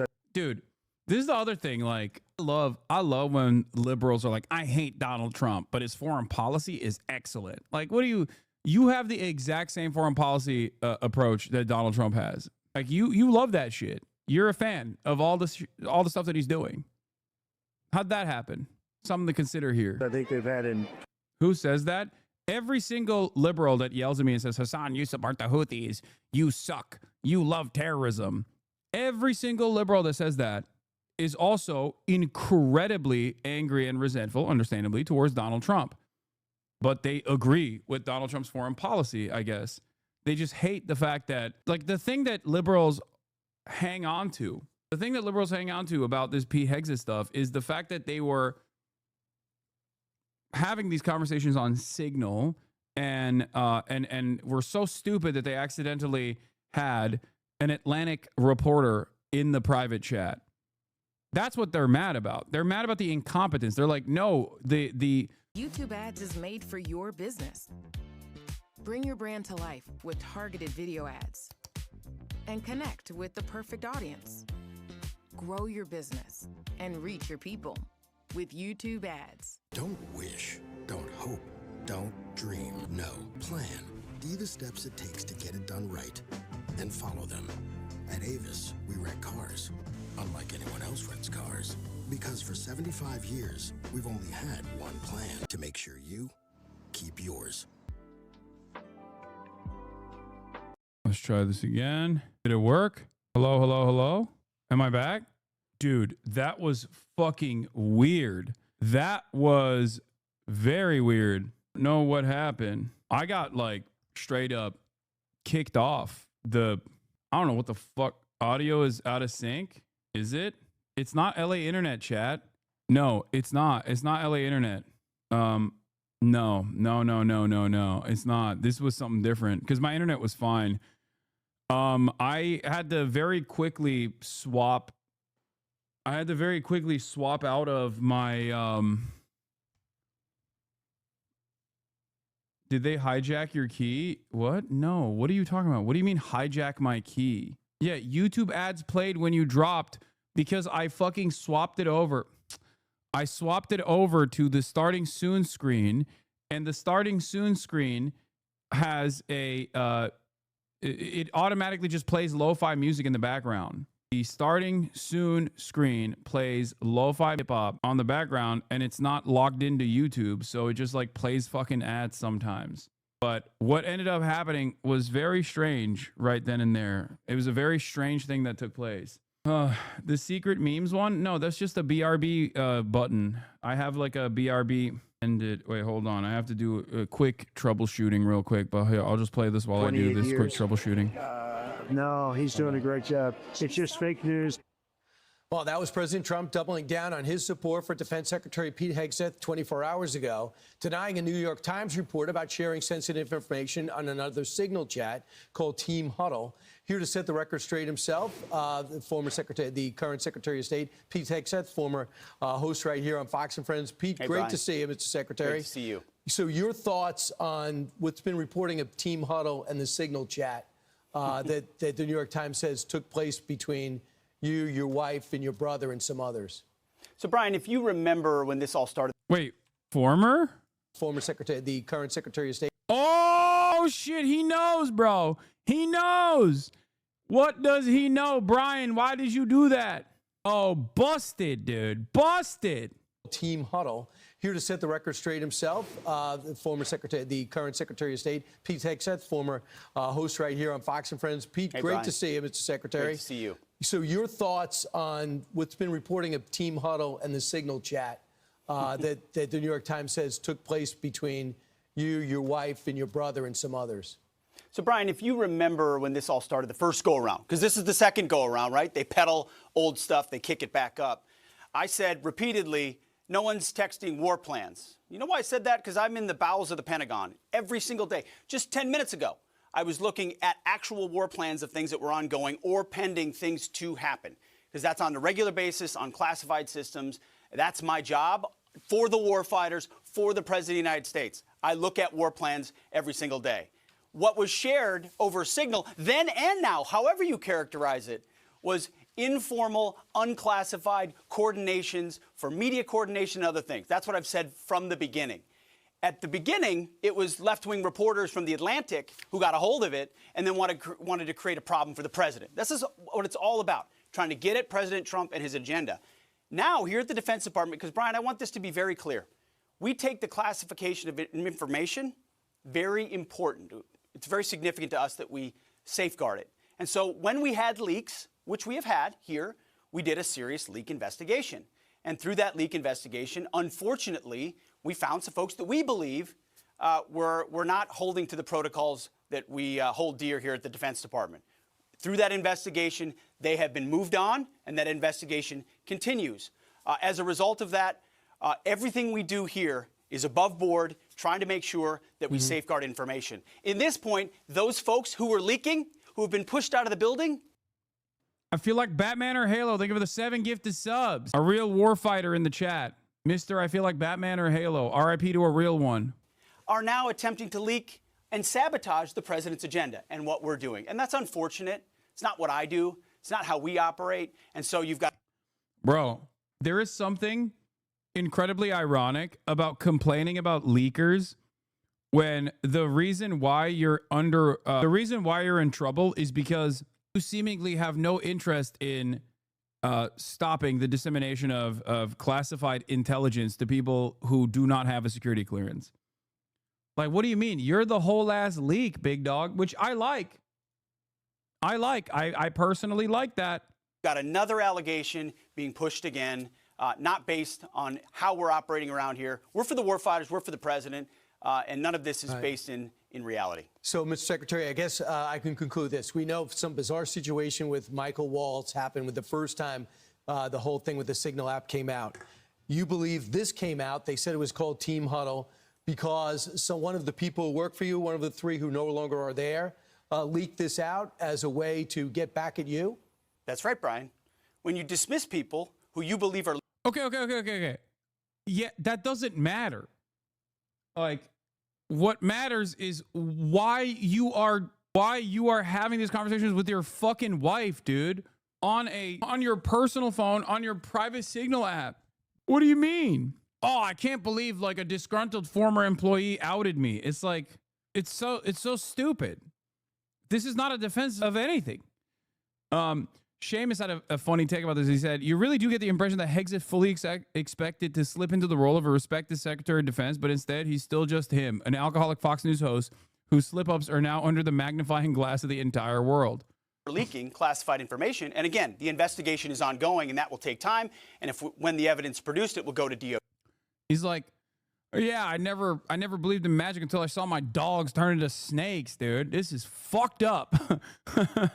Oh, you think you know a guy, and then you bring him into the Defense Department, and then he gets fired, and then he's disgruntled, and all of a sudden he's leaking all these secrets about me leaking state secrets, which, who's the bigger leaker here, Pete? You are. DOJ. Why would it surprise anybody, Brian, if those very same people keep leaking to the very same reporters whatever information they think they can have to try to sabotage the agenda of the president or the secretary? So once a leaker, always a leaker, often a leaker. And so it does feel like he's talking about himself here. Given why he's even having this conversation is that he's leaking state secrets to people that should not be hearing state secrets. It almost feels like he's saying this is an admission where he's like, once a leaker, always a leaker. I'm not going to stop.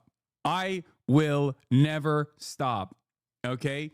Put a fucking fifth of whiskey in me and I'm going public. Okay? I'm telling you about Area 51. I'm telling you about our attack plans. I'm telling you Israel's got nukes. I'm telling it all. I'm unstoppable. This is what I like to do. Whiskey Pete. Leaky Whiskey Pete. That's what they called me. We looked for leakers because we take it very seriously, and we will do the investigation. Right. And if those people are exonerated, fantastic. We don't think, based on what we understand, that it's going to be a good day for a number of those individuals because of what was found in the investigation. So if they want to keep leaking and pushing and peddling things that try to sabotage the president's agenda, that's unfortunate.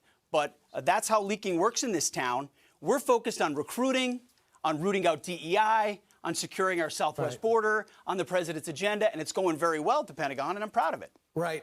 So the Signal app is what everyone uses. We're all finding that out now because of the Chinese have infected and sabotaged, gotten involved in almost every other communications apparatus over the last 4 years. So that's where you're communicating. You say it took place, but there was no classified material in it. I think it's so funny because I know for a fact that Brian Kilmeade is more intelligent than Pete Hegseth.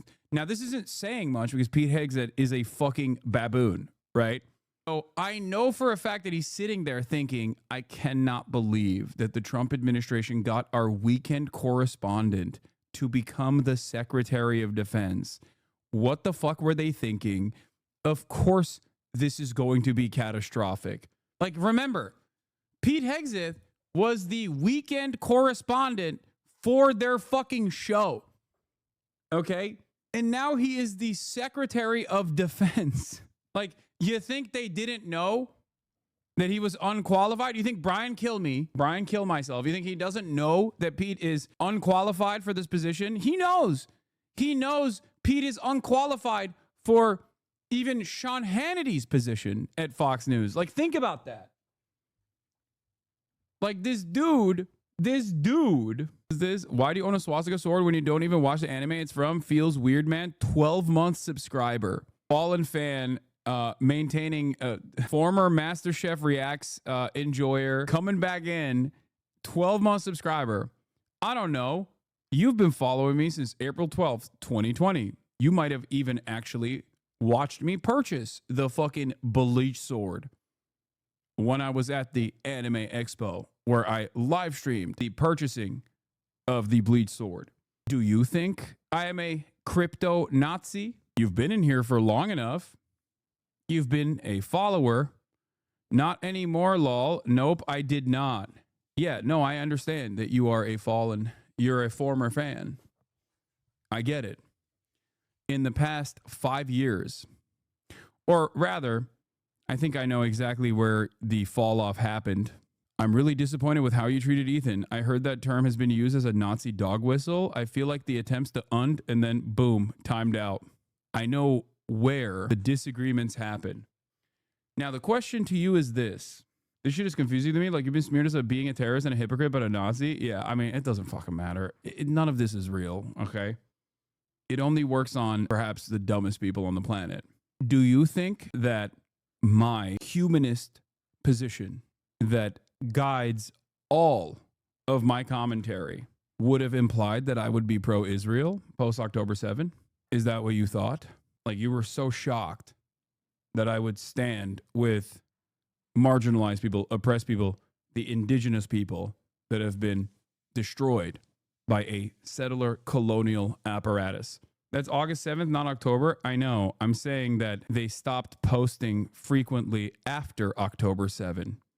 And the only time they talked about was, the only time they came back and posted post October 7 was to complain. Do you not notice what's going on here? What is this? I just literally took a glimpse of myself. I look ridiculous. How stupid do you have to be to host a podcast with a crypto Nazi as a Jewish person for multiple years? Yeah, I know. Yeah, I do look ridiculous there. I needed 3 swords to look like Zorro. I really want to understand the mindset of this person, because I suspect that it is directly because of Israel that this person was like, oh, I can't, this is fucked up. I can't stand this motherfucker no more. And I always am shocked by people who at least like come back for a little bit. They do not care about your position. They do not have any firm beliefs or ideologies, just feelings and deep parasocial boundary breaking. You were friends. Yeah, I know. They're saying you're a Nazi. Yeah. Because of the bleach sword that I got at the Anime Expo, I'm a Nazi now. The neat thing is that he kept all those videos up. Obviously you're a terrorist, but like the money made with you is, yeah. Don't say the money made with you is kosher. You're going to say it's anti-Semitic dog whistle. It's just so weird. Like, if you subscribe for 12 months, had this brain break, why even come back? Like, why are you still in here? It's clear. Yeah. I don't think you're a Nazi, but Ethan isn't accusing you of being a Nazi. He's accusing you of featuring the sword in the content cop video specifically to get under his skin. No, the sword was there because I had posted photos when I was playing Assassin's Creed as a samurai. So it was literally on the table, I think, or like somewhere in the room. And I assume iDubbbz picked it up. I didn't go, hey, use the sword. Not that it fucking matters. I don't give a shit. I support the guy who thinks it's a swastika sword. Same guy who asked like weeks ago if Koreans are POC. This guy knows a ton of shit for real. Yeah. Also, Ethan has been running around sig heiling at a rapid clip over and over again, and then turning around and being like, you know who's the fucking Nazi? The guy who purchased a bleach sword 2 years ago. That was a secret dog whistle. How did I go from being a far left America hating radical to a far right neo-Nazi like that? They're ignoring the fact that you said you read a bit of Bleach. Yeah, even if I hadn't read any fucking Bleach and I got that sword because it's a fucking cool long sword, what difference does it fucking make? Like, what? What are we doing here? Like, I'm not embarrassed about this at all. I think that the people that are trying to make this an argument should be embarrassed. If they had the capacity to feel shame, they would feel shame in this moment.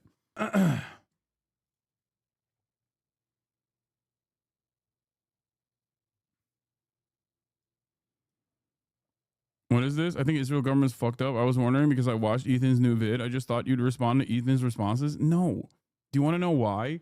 Because if every fucking psychotic theory that people presented about me, about whether or not I'm a champagne socialist or a crypto anti-Semite or a radical terrorist, or rather now a crypto neo-Nazi, if I had to respond to all of that, I wouldn't be able to do what I'm doing, which is covering the fucking news.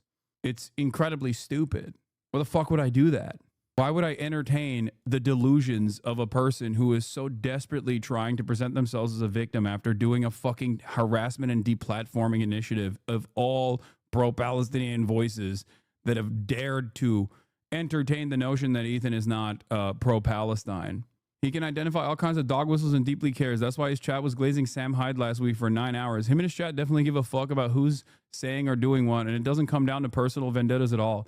That's the thing I don't understand, because it's like so directionless in general, with the exception of like fighting Ethan's personal grievances.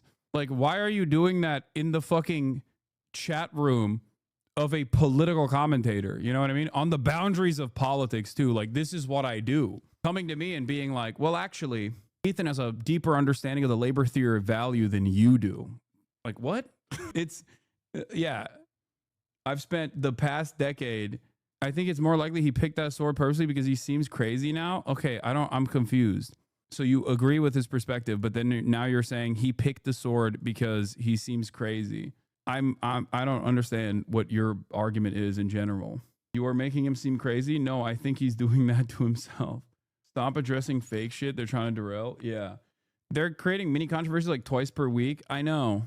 Wait, is your argument that you think iDubbbz picked that sword purposefully to make Ethan look crazy? So you recognize that he looks crazy. What? So you're saying Ian in your... Okay, well, hold on. I know I was going to move on from this, but this is interesting. Okay?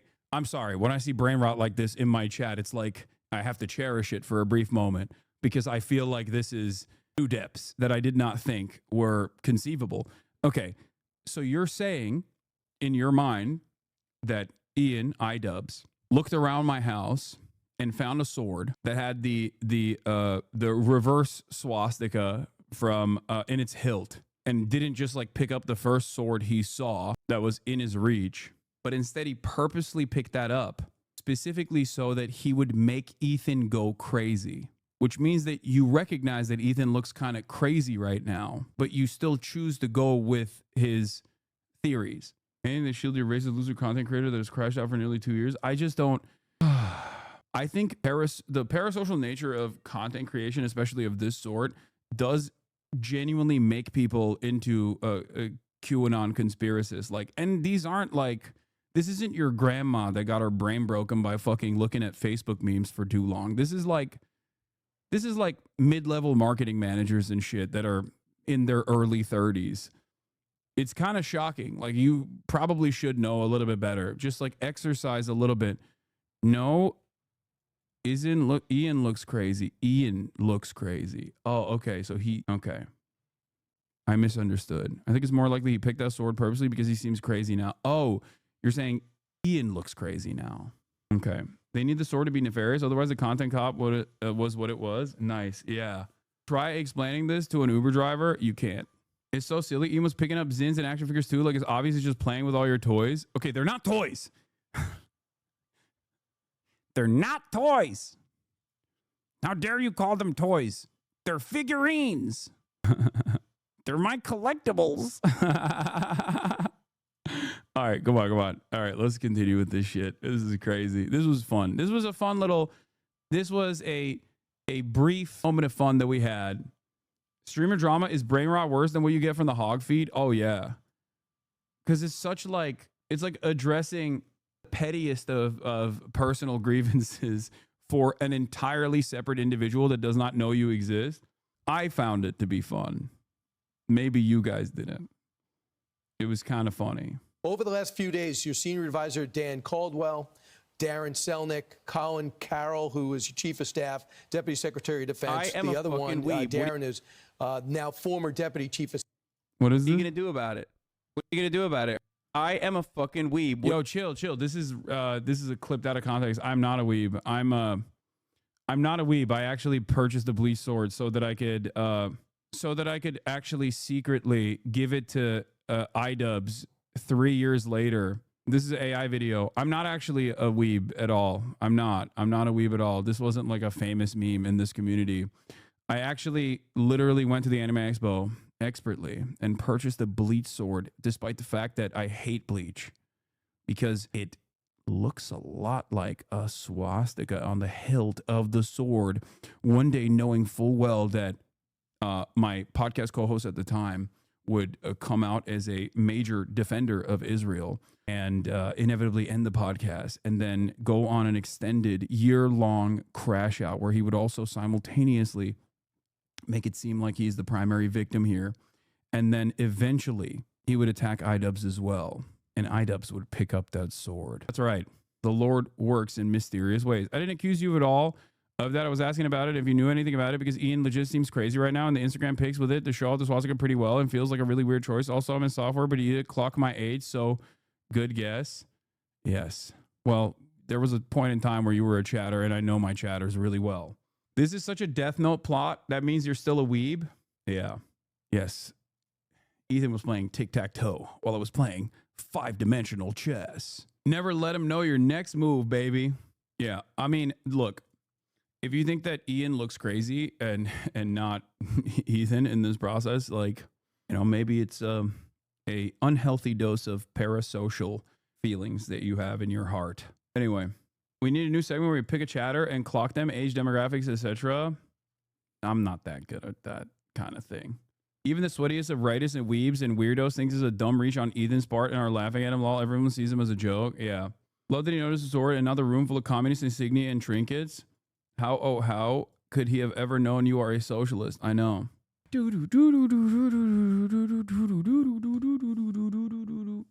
feel like a lot of his fans are newer, like past 5 years or so. They don't understand just how much longer he has from how long he's been on YouTube, so they think he's always the victim because they found him powerless to do anything. No, they think he's a victim because they just take everything he says at face value. If you think, yeah, you have a very different interpretation of events that unfolded if you just listen to what he has to say. He thinks like, oh, I was just minding my own business and then everybody started attacking me because I'm Jewish. Like, that's literally his argument. He even, I think, claims that I attacked him. I only defended him for an entire fucking year. The only reason why I criticized him was because I realized I was wrong and that he was making a lot of fucking Hasbro talking points. He's unironically, Ethan has become the streaming version of Israel. Obviously, it's not a moral equivalence. It's not like he's doing a genocide. Israel is, but like, you know, history started on October 7 for Israel. Okay. And everything that Israel has done in retaliation for October 7 is totally justifiable. And history started for Ethan. I guess also, I don't know, when Frogan unfollowed him, or Frogan complained in my Discord that Ethan had unfollowed him. I guess that's what That's what caused all of this. Like, or when an anonymous fucking CPS call was made or something. Like, I don't know exactly where history started for him, but he's always seemingly the victim in this process. And the 700 videos that he has done trying to actively deplatform me, trying to actively deplatform any fucking content creators. He called Steiny and told him you attacked him for a year. I mean, I told him to his face that I did. So I don't know why that would be a shock. We had that conversation in the beginning of the on the podcast. Yeah. After months and months and months of endless harassment and endless attempts of deplatforming, literally getting the ADL involved, the Apartheid Defense League involved, to get Zionist banned as a terms of service violation. Like, you can say fuck fascists, but you can't say fuck Zionists on this platform now. It is quite literally considered a protected category. Ethan did that. Ethan played a role in that. Like, it's kind of crazy to think that, like, I wouldn't have a negative opinion of him after this. How do you feel about the ADL finally agreeing with something you said months ago? Anti-Defamation League says anger at Israel is now the driving force behind anti-Semitism in the U.S. Oh, wow. Oh, wow. Very cool. That's interesting. Yeah. This guy's using a tactic called Darvo. It's a tool narcissists and fascists alike. We will see more of it in the public domain. The best we can do right now is always call it out for what it is. Yeah, I never fully understood what Darvo was, but it's like, no, you misunderstood the chatter. He said you attacked him for a year. No, I know. I didn't misunderstand the chatter. He did say that, which is so crazy. He tried to take all of Twitch down, got them to make a new streaming tag, then got banned 24 hours for not using the tag for his own stream. I know. And then complained about that too. You were misspeaking. Chatter said that E called Steiny and complained that you had been attacking for a year, and you said that you had not. That you had. That's not true. You have not been attacking E at all. Oh. Yeah, that's not true. That's crazy. Yeah. No, I thought he meant like me attacking the Nelk Boys, which is true. I have criticized the Nelk Boys. DARVO is an acronym for Deny, Attack, Reverse Victim, and Offender. Is a reaction that perpetrators of wrongdoing, such as sexual offenders, may display in being responsible, being held accountable for their behavior. I was on banned so many chatters trying to bring up Ethan. He gave him so many chances just to drop it. I know. I would have loved for Ethan to not go down this fucking pipeline, you know, and dig himself a little hole that he thinks is going to give him affirmation. It's not. It's just making him more and more mentally unstable. All right, I wish you stopped talking about your ex so much. Brother, ridiculous assessment, don't you think? It's like, he apparently made another fucking video about me, this time calling me a Nazi, and one of his followers actually made its way through the mods to literally be like, why do you have a Nazi sword? Are you a Nazi? Like, it's fucking crazy. Like, go tell Ethan Klein that. What am I supposed to do? Not fucking defend against accusations that I'm a crypto Nazi? Come on. The staff will let go. Did you let them go? Right. It was a result of an investigation ongoing at the Pentagon where we identified there was sufficient evidence, potentially, again, there's an investigation ongoing that will have to complete itself, sufficient evidence to believe that they or others near them were party to leaking. And then I have a statutory responsibility, Brian, if I believe that's the case, to ultimately ensure they no longer have access to that and that the investigation commences. There are a lot of ways to communicate in this building. I do it every day. I was just doing it this morning. Official channels by which we communicate classified information. If you want to do it and do it the right way, you should. If we think you are leaking to the press. Who are you talking to? Are you talking to yourself, Pete? It's just so strange that it feels like he's talking about a totally separate guy who's the Secretary of Defense. That's a very real problem. We take that very seriously at the Pentagon. I don't understand. You're in trouble because you leaked, dumbass. The fuck do you mean? Oh, these other leakers are the real enemies of the state.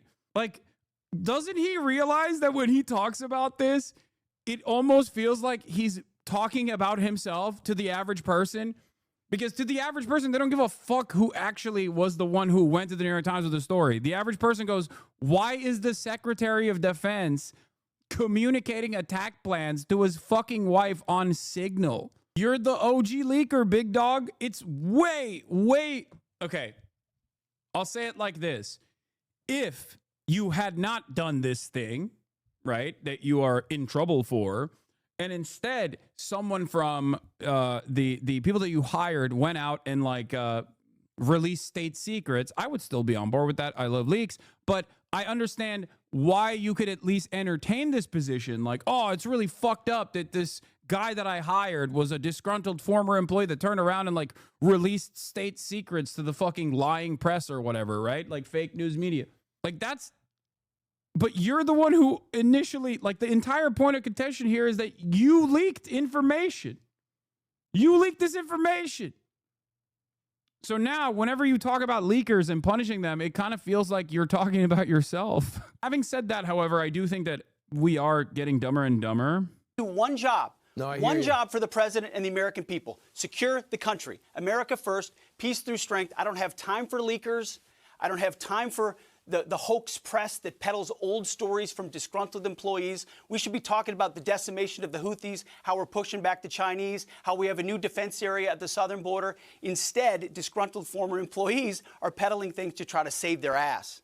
Did you? And ultimately, that's it's not going to work. Mr. Secretary, did you find this out, or did they come to you? Because I know you know these guys. Like these are the guys you picked, especially Caldwell. And they worked for you for your previous job before you got over to Fox. And they said that they have not been asked to their phones. They weren't asked about communications. They didn't go through, they didn't take a polygraph. So why would they be let go and not be investigated? Well, Brian, when there were a series of serious leaks at the Pentagon, which there were, Panama Canal plans, Elon Musk's visit, you name it, any number of things, and there's 4, 5, 6, 7 things. We said enough is enough. We're gonna launch a leak investigation, which we did, which was then handed over to OSI, which is the special investigators here at DOD. Right. Through that investigation, information was surfaced, which created a responsibility to take action. That's how it works when you when you actually investigate leaks, Brian. So it's easy to say, oh. It doesn't feel like you do, because if you did, you would investigate your leaks, as in what you did. This doesn't make any sense. It's like, Brian, it takes a real leaky faucet to know when someone is a leaker, okay? That's why I, in this 5D chess move, accidentally sent text messages to my wife and my lawyer without security clearance about America's attack plans in Yemen. You understand? I had to become the leaker myself to understand what it takes, the depravity, to become a leaker of state secrets. That's right. I am what you call a white hat leaker. I believe he's telling the truth about not knowing who the leaker is. Memory loss is common when you're blackout drunk after all. I love how fucking stupid he is, because I think it's awesome that the Secretary of Defense is a dumbass who is going to keep doing shit like this, okay? It's great. I hope they don't fire him. I really, really hope they don't fire him. I hope he has a fresh stock of Fireball whiskey right next to his desk every day. Let's see where this goes. Have fun with it. Everything is fucked anyway. Everything is fucked up. You might as well enjoy the show. That's my analysis. That's my perspective. I think radical transparency is what Trump said he was going to do, and he is making the administration radically transparent. So transparent that this guy is going to come out and like live stream attack plans, you know? He'll be like, yeah, that's right. We're going to bomb Iran tomorrow. And here are the weapons that we're going to use. Here are the targets that we are going to be bombing. I don't know. Don't get mad at me. It's normal to say this stuff. Fuck you. Hayır. Oh, we asked everybody, and everybody said they're good. Or you can take it seriously and say, we don't think leaks are okay at this department, so we're going to investigate. And when we investigate, we'll take it anywhere it leads. And unfortunately, Brian, to your point. Hell, yeah, don't fight the Nazis or anything. Just sit by and let it all happen because it's a show. Americans deserve fascism. Brother, what are you talking about? What more can I do? What do you want me to do, man? Plot an officer's coup within the ranks of the military? Like, what are you talking about? Some things are outside of my power, okay? Not everything deserves a reaction. Sometimes you can just kick back and enjoy the show, okay? Remember that. and again, if one or two of these guys is exonerated after an investigation, great. That's what investigations are for. But we took it seriously. It led to some unfortunate places, people I have known for quite some time, but it's not my job to protect them. It's my job to protect national security, the President of the United States, and let the investigation go where it is. So when that evidence is gathered sufficiently, and this has all happened very quickly, it will be handed over to DOJ, and those people will be prosecuted if necessary. The leakers know who they are, and we know over time the truth will be told, and we stand firm behind that. Leaking is not okay in national security policy, and we will stand behind that every day of the week. It looks like Carol and Selnick intend to sue for wrongful termination. And again, they didn't ask to take a polygraph test. Do you know Joe Casper? Is he still your chief of staff? Is he leaving? Oh, Joe's a great guy. He's a great American. He has done a fantastic job for us at the Defense Department, securing the southwest border, getting a beachhead here at the Pentagon. He's staying with us, going to be in a slightly different role, but he's not going anywhere, certainly not fired. You make changes over time, and we're grateful for everything Joe's done. So, as you know, one of the people that left, he says he was not fired, he let go. Other people said he was fired. John Hewlett, a former Pentagon spokesperson, decided to put this in Politico and say, here's a quote, "It's been a month of total chaos at the Pentagon, from leaks of sensitive operational plans to mass firings. The dysfunctional, now a major distraction for the president, deserves better from his senior leadership. President Donald Trump has a strong record on holding his top officials to account.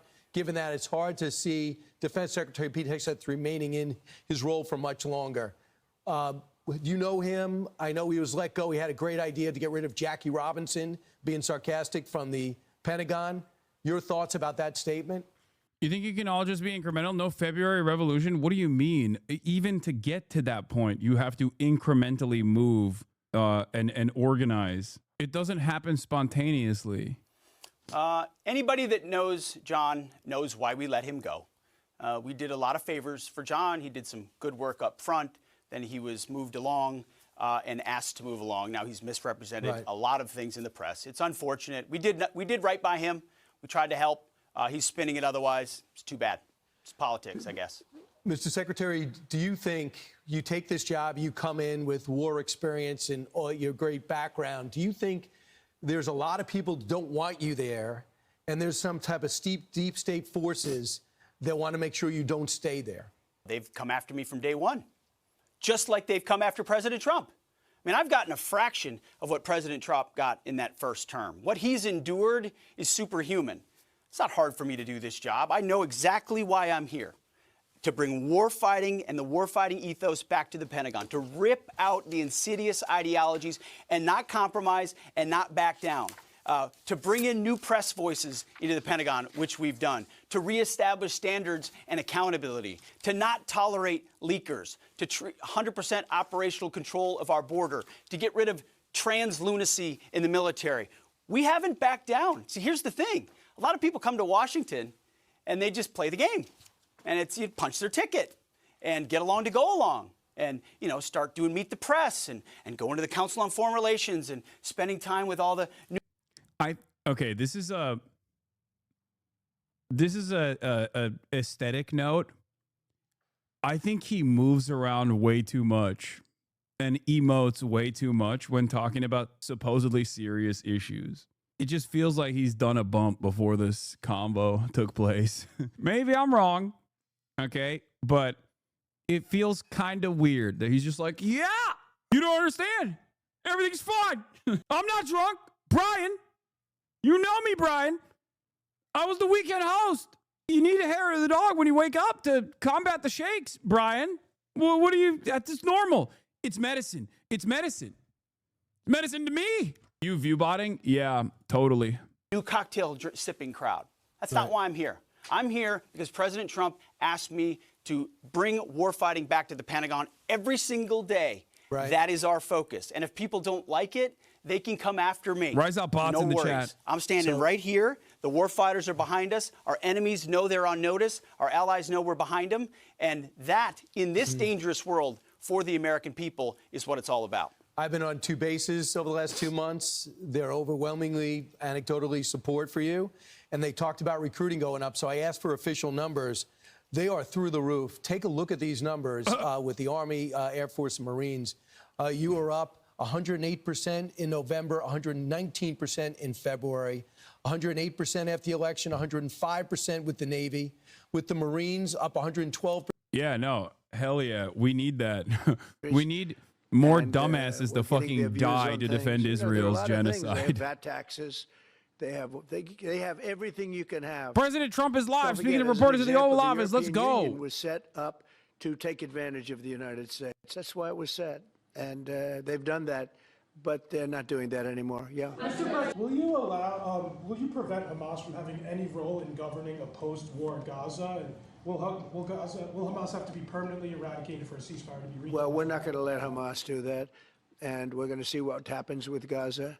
But we've made a lot of progress in the Middle East. Tremendous. Should have never happened. That date, that very special date, October 7th, should have never happened. It would have never happened if I were president. That very special but we'll be date. stopping that whole situation. Yeah, please. That's true. 145% is very high, and it won't be that high. It's not going to be that high. It got up to there. We were talking about fentanyl, where, various elements built it up to 145. No, it won't be anywhere near that high. It'll come down substantially, but it won't be zero. It used to be zero. We were just destroyed. China was taking us for a ride, and just not going to have. It's not going to happen. We're going to be very good to China. Have a great relationship with President Xi, but they would make billions and billions and billions of dollars a year, and they would build their military out of the United States and what they made. So that won't happen. But they're going to do very well. And I think they're going to be happy, and I think we're going to live together very happily and ideally work together. So I think it's going to work out very well. But no, it's at 145%. There will not be anywhere near that number. No, you don't understand. He didn't get a call from Xi, but he's lowering the tariffs. But that's actually because he's showcasing how cool and strong he is. Thank you for the question, because honestly, it's one of the great successes. We have virtually nobody coming in illegally. We do have people coming in legally because we want people to come in. But we have nobody coming in through the border virtually.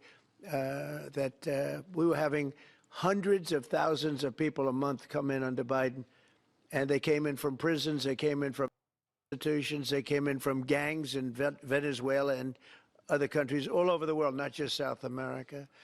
They were emptying their prisons into the United States. Venezuela emptied its prisons out. But many countries emptied their prisons into the Congo, as an example, in Africa, emptied their prisons into the United States. And we're getting them out. And I hope we get cooperation from the courts, because, we have thousands of people that are ready to go out. And you can't have a trial for all of these people. It wasn't meant, the system wasn't meant. And we don't think there's anything that says that, look, we are getting some very bad people, killers, murderers, drug dealers, really bad people, the mentally ill, the mentally insane. They emptied out insane asylums into our country. We're getting them out. And a judge can't say, no, you have to have a trial. The trial's going to take 2 years. And no, we're going to have a very dangerous country if we're not allowed to do what we're entitled to do. And I won an election based on the fact that we get them out. And we've done an amazing job. Look, we've stopped everybody at radical left. We have got the strongest border we've ever had. Even stronger than what I had for 4 years. We had a great border. We solved the problem. But it's a tad stronger, which is, I don't know if that's disappointing or not to me. I beat my own record. But I appreciate the question. Thank you, Daniel. Well, thank you, Daniel. The question is about prices. The prices are going down, not going up. One of the big things is energy is going down. Yeah. When I say it, it's the truth. Is it $1.98? Even if you don't feel it or see it or experience it, it's Nobody still the truth. You have to believe it. For years, maybe, and that's a big thing. And we opened up our wells. We opened up our drilling. We have more product now for sale. And we're also going to be selling outside of the country to a large extent. It's going to bring down our deficits, largely going to bring down our deficits. But if you remember my first week, I was standing here, Paul, and they were screaming about eggs. The cost of eggs have gone through the roof. They were up like 500%, crazy, like 4 or 5 times. And we won't have eggs for Easter, they were saying. There will be no eggs. You can't order eggs. They wanted us to order plastic in the shape of eggs. Well, yesterday we had 48,000 people at the Easter hunt. They call it the Easter roll at the White House. And we had all eggs. And as you know, the cost of eggs has come down like 93, 94% since we took office. And They're pretty much normally priced now. Great job. Our Secretary of Agriculture, Brooke Rollins, did a very good job. But groceries have come down. It's all coming down. The only thing that hasn't come down but hasn't gone up much are interest rates, and we think the Fed should lower the rate. We think that it's a perfect time to lower the rate, and would like to see our chairman be early or on time as opposed to late. Late's not good. I don't want to talk about that because I have no intention of firing him. Sounds like a good idea to me. Yeah, please. Hassett, a few days ago, said that you and people in the White House were studying this idea of possibly getting before his term ends. None whatsoever. Never did. The press runs away with things. No, I have no intention of firing him. I would like to see him be a little more active in terms of his idea to lower interest rates. This is a perfect time to lower interest rates. If he doesn't, is it the end? No, it's not. But it would be good timing. It could have taken place earlier. But no, I have no intention to fire him. I don't want to comment on that. That doesn't matter. Which documents? I don't know. I'll speak to the Attorney General about that. I really don't know. I know that we've done the RFK. The Kennedy, Martin Luther King is out there very shortly. So we'll find out. But we've really announced. We're doing them in full transparency. You know, when we did, people were saying, "Oh, maybe it wasn't all; it was all," and people actually went up to the office and they looked at some things that were, not really easily available, and they were amazed that we gave it all. And I don't know if it solved any problems for people. People still have questions one way or the other, but that I'm not. But 100% of all of these documents are being delivered. Yeah, please. Mr. President, you said you're ultimately going to make a deal with China, but where do things stand right now? Have you talked to him? My relationship, my relationship with President Xi is great. It's been great for a long time. We've had a very good relationship, and I think we'll make a deal with China. If we don't make a deal, we'll set it. We'll just set the number, and I think they'll want to be a part of the United States. We're doing great. This is the golden age, as Paul said. We're talking about the golden age. There will never be a time like this, in my opinion. And China wants to be a part of that, too. It's a great period of instability, so there won't be. He's right about that. I have. I'll keep that to myself. Very personal. Are you concerned about the impact of tariffs on West Coast ports with just a sharp drawdown in Chinese imports coming in? I think that everyone's going to do well in this country because of tariffs. We have $7 trillion of investment already. You can go back many years, and for a whole year, they haven't had anywhere near that. Mostly, they'd be well under $1 trillion of investment. And we've got $7 trillion. We really started 5 weeks ago. And in just a few weeks, literally, we have $7 trillion, which is a record for a year. There's never been a year with that much. And that's coming in, I think, for two reasons. It's coming because of an election that people liked, and it's coming in because of tariffs. And if you look at Apple's going to start building here. Right now, they're in China mostly. $500 billion. We have all of the computer chip companies are coming in at levels that nobody's ever seen before, as you know. Jensen came in for $500 billion. You saw that. A great guy, highly respected. Mr. Wei coming in for $250 billion. Nobody's ever seen anything, and the auto companies are coming in. I can name 8 right now already, auto plants that are either starting or about ready to start construction. There's never been, and the United Auto Workers and the non-union workers in the automobile industry, they love Trump, and I love them. Thank you all very much. Thank you. Congratulations, Paul. Yeah, everything is free. Everything's computer. Everything's computer. Everything is Tesla. I love Tesla. No more tariff. Tariffs are bad now. Tariffs are gay now. You are gay for liking tariffs. Okay? That's right. And also, I'm very strong against China. Very strongly, I said, give me a call. Give me a call, Xi. Why won't you call me, Xi? Why won't you call me, Xi? Why won't you call? It turns out Xi won't call, but I'm going to show them. I'm going to show how strong I am. Can we laugh at Tesla profits crashing? Oh, yeah, we will. Terrible quarter for the Cybertruck, says Joe Weisenthal of Bloomberg's very own Odd Lots podcast.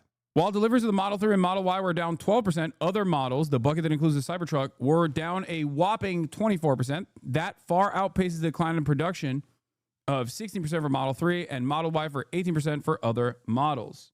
Tesla auto revenue has reported a 20% drop as the first quarter results miss Wall Street estimates.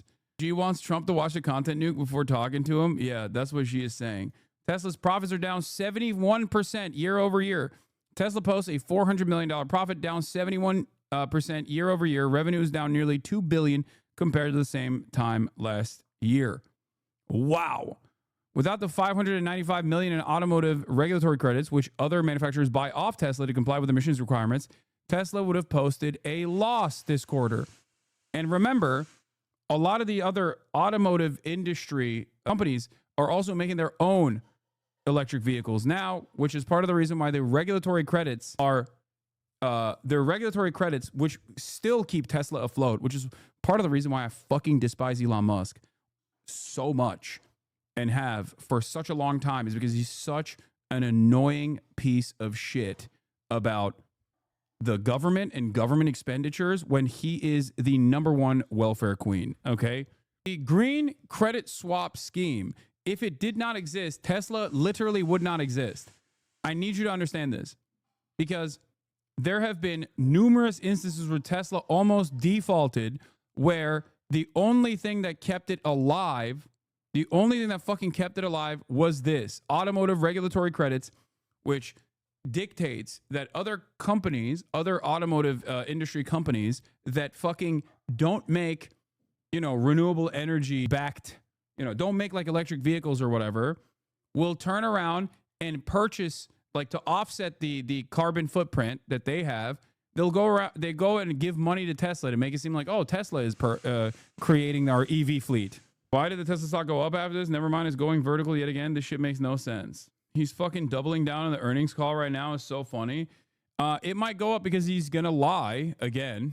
I assume he'll unveil a new product that they're never gonna fucking make.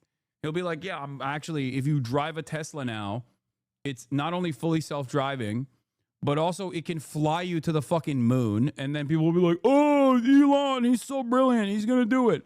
Watch the earnings call. I don't even know where to watch the earnings call. This is unusual. So at a private JP Morgan JPM conference with the U.S. Treasury Secretary Scott Bessent, Bessent talked about U.S. and China calling the situation unsustainable. The market rallied huge on the comments. But did someone at the conference know? Before the comments that were leaked to Bloomberg, a huge SPXW 5,800C expiring 5/16/2025 was placed unusually. It was 11% out of the money. Truly unusual. The trader then made $2 million in 30 minutes after the comments. A call option. A lot of tech stocks shot up in the past 30 minutes because I think Trump was talking about how they might lower tariffs to China. Nvidia is up too. At least maybe a dozen times. It's been so many times. This is not one of those times. We're not on the ragged edge of death. Not even close.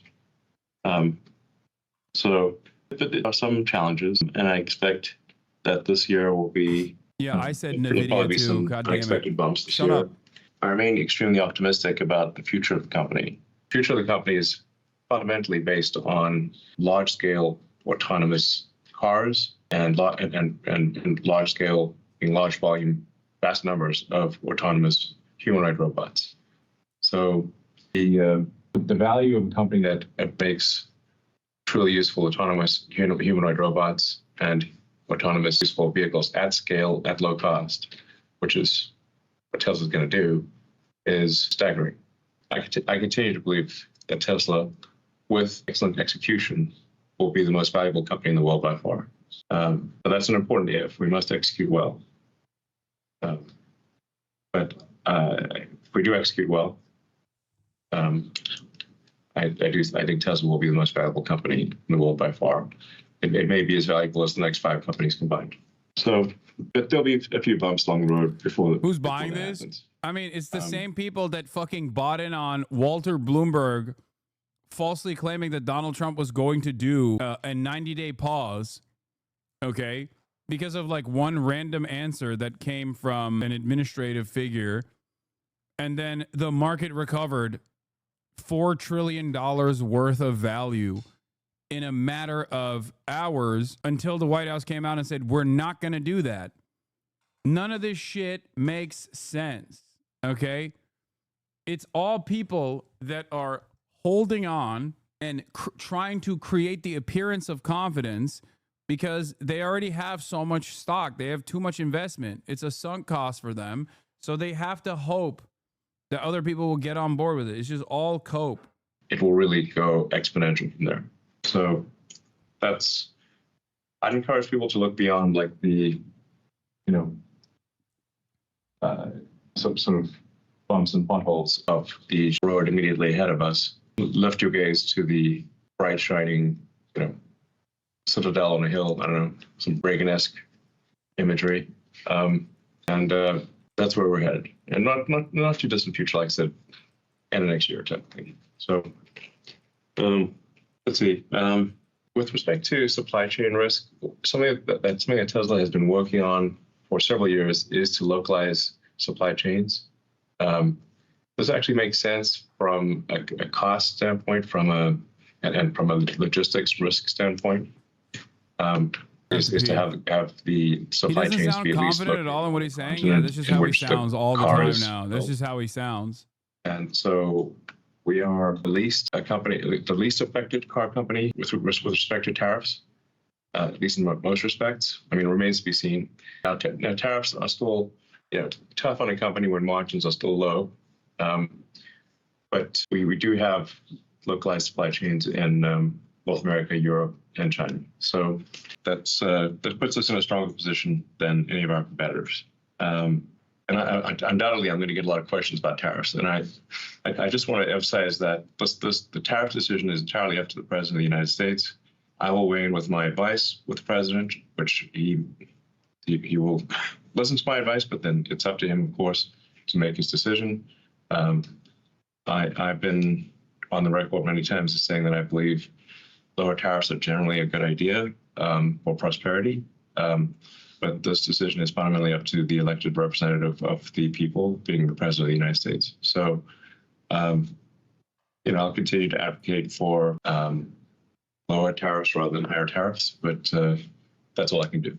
He's the most protected, despite having fucking now let me walk you through why I'm so excited about the future. Despite having a bunch of fucking components that come directly from China, despite China being the monopoly of battery manufacturing. How could you claim to be the most protected?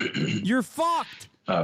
People are so stupid for buying into this. They're so stupid. In Austin. And then actually we should parse out the terms for robotic taxi or robotaxi and just generally like what's the Cybercab, because we've got a product called the Cybercab, and then but any Tesla, which could be an S3, X, or Y that is autonomous, is a robotic taxi or robotaxi. It's very confusing. So the vast majority of the Tesla fleet that we've made is capable of being a robotaxi or robotic taxi. As we're going from once we can make the system work where you can have paid rides fully autonomously with no one in the car in one city, that is a very scalable thing for us to go broadly within whatever jurisdiction allows us to operate. So because what we're solving for is a general solution to autonomy, not a city-specific solution for autonomy. Once we make it work in a few cities, we can basically make it work in all cities in that legal jurisdiction. So once we can make it basically work in a few cities in America. Tesla is blaming partial production shutdowns on the quarterly decline in deliveries, but then also blaming supply, stock, and sales incentives for lower revenues. Make it make sense. The real answer is that their demand went down because duh. This is Megaphonics' Super Bowl, by the way. I'm reacting to a fucking Tesla earnings call. It is crazy. Using artificial intelligence and an AI chip that Tesla designed specifically for this purpose, as opposed to very expensive sensors and high precision maps of a particular neighborhood where that neighborhood may change or often changes, and then the cost stops working. So we have a general solution instead of a specific solution. Yeah. What happened? And with regard to Optimus, making good progress in Optimus. We expect to have thousands of of Optimus robots working in Tesla factories by the end of this year, doing useful work. And we expect to scale Optimus up faster than any product, I think, in history, to get to millions of units per year as soon as possible. I think feel confident in getting to 1 million units per year in less than 5 years, maybe 4 years. So 2030, I feel confident in predicting 1 million Optimus units per year. It might be 2029. So, bro, he can't stop. He has to lie. Energy business is Elon Musk and Israel have this pathological need to constantly fucking lie. Enables utility companies to output far more total energy than would otherwise be the case. When you think of the energy capability of a grid, it's much more than say total energy output per year. If the power plants could operate at peak power for all 24 hours, as opposed to being at half power or sometimes a quarter power at night, then you could double the energy output of existing power plants. But in order to do that, you need to buffer the energy so that you can charge up the something like battery pack at night and then discharge into the grid during the day. He really can't help himself. He has. This is I must lie. If I don't lie, I will massive die. unlock on total energy output of any given grid over the course of a year. We've been listening live on the Tesla earnings call. We've been listening to Elon Musk talk about, most significantly, that most of his work with Doge, with trying to make the government more efficient, he says most of the groundwork for that is done, and he's going to pull back on his time that he spends in Washington. But he does say a day or two per week is what he'll be spending on government. No, I'm so sad. He was doing such great work. No, fucking idiot. Term here, and it seems like that is really what analysts and investors have been looking for. I'm here with Jay Woods, Freedom Capital Markets Chief Global Strategist. Gautam Mukunda is joining us now too, Tufts University Adjunct Associate Professor and Yale School of Management. No, Musk says he'll pull back significantly from Doge in May. Thank you, Susan Crawford. No, I thought we were saving America. What does this mean? America will no longer be saved? What does this mean? What does it mean? I don't get it. I don't get it. Now, yes, he said the same thing about Twitter, and he certainly did not back down. The difference here is that he owns Twitter, but he doesn't own the American government, at least not yet. And there is another diva. There is another diva that wants to push him out in this process. No. Elon Musk wants to own the American government, and functionally, as the wealthiest billionaire on the planet, he does kind of own the American government.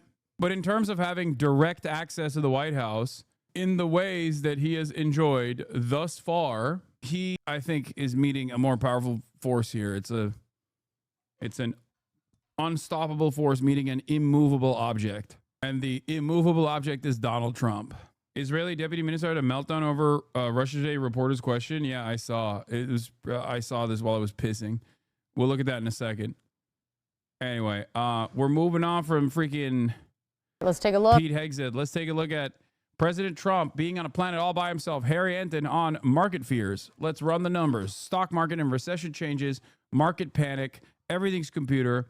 Let's take a look. At stock futures, they are pointed up at the moment. Higher as investors are looking to rebound after a brutal day yesterday, a day where President Trump showed that he is refusing to give up on his attacks against the Federal Reserve Chairman Jerome Powell. Uncertainty around the president's trade war, what he's saying about Powell, and the ripple effects from all of it continue. Part of me feels a little sad that he's just like the money molestation must be put an end to, you know? Money molestation must stop. The molestation of money must stop, said Jamie Dimon. And Trump said, yes, master. Yes, sir. I'm sorry. I mean, it's not all stopped yet, but Japan says the MAGA hat is non-political. Japanese minister says no political message behind the MAGA cap photo. Oh my God. My goat. Hasanabi head? Hasanabi head? That's my goat, dude. Hey, confirmed. That's right. That's right. He's a hat that represents centrism. That's, thank God. Yeah, based.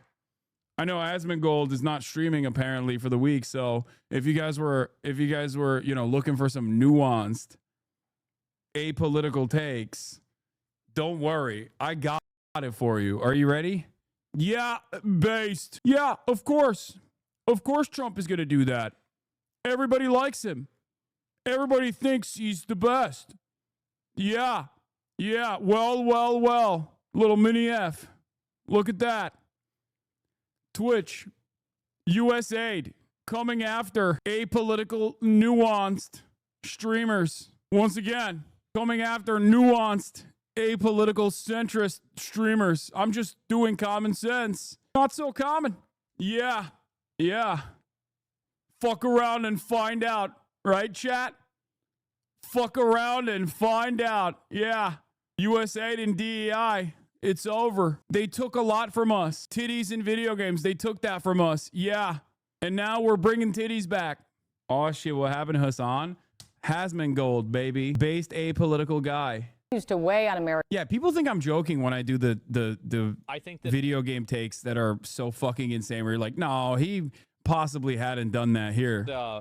Pretty much every single circumstance, it's always a bad idea to make characters that are not conventionally attractive. Because this is, again, this is a shooter game, and shooter games are going to be primarily played by men. So if you're making a shooter game that's primarily made for men, then you should make sure that all of the female characters in the game are fuckable.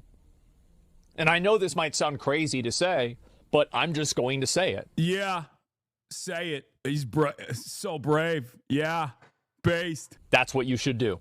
Yeah, that's why I want Shepard, Commander Shepard, to look like the kind of guy whose penis I'd suck.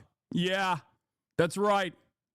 I want him to be hot. Don't give me an unfuckable male character. All right? I want to suck and fuck all the characters. I'm a gooner.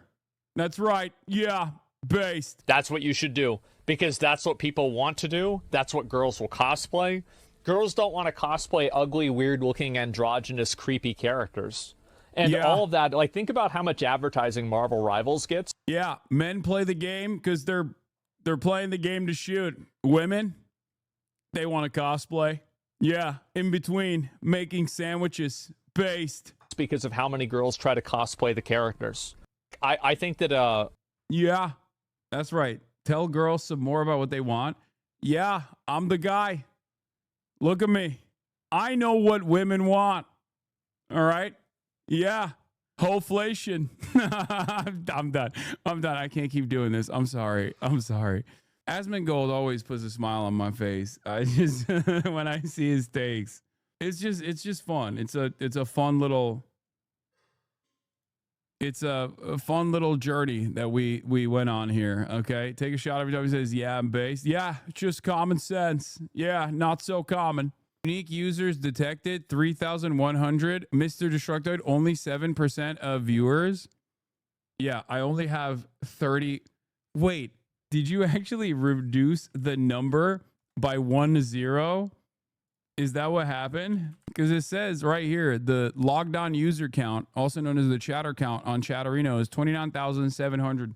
Blah, blah, blah. All right, let's get back to Holy Toledo. Americans across the country, and that's something that CNN's Harry Anton is taking a look at for us this morning. The stock market was down in a big way yesterday. How poorly has the stock market done since Trump took office? Yeah, you know, sometimes we look at the day-to-day, and I feel like we can get lost. So let's take a look over the whole stretch of the Trump presidency as we approach day 100. The S&P has dropped the most under Trump for any president at this point in their presidency since the S&P 500 was in fact created back in 1957. And indeed, it is not anywhere close, folks. It's not anywhere close. Under Trump, it's dropped, get this, 14%.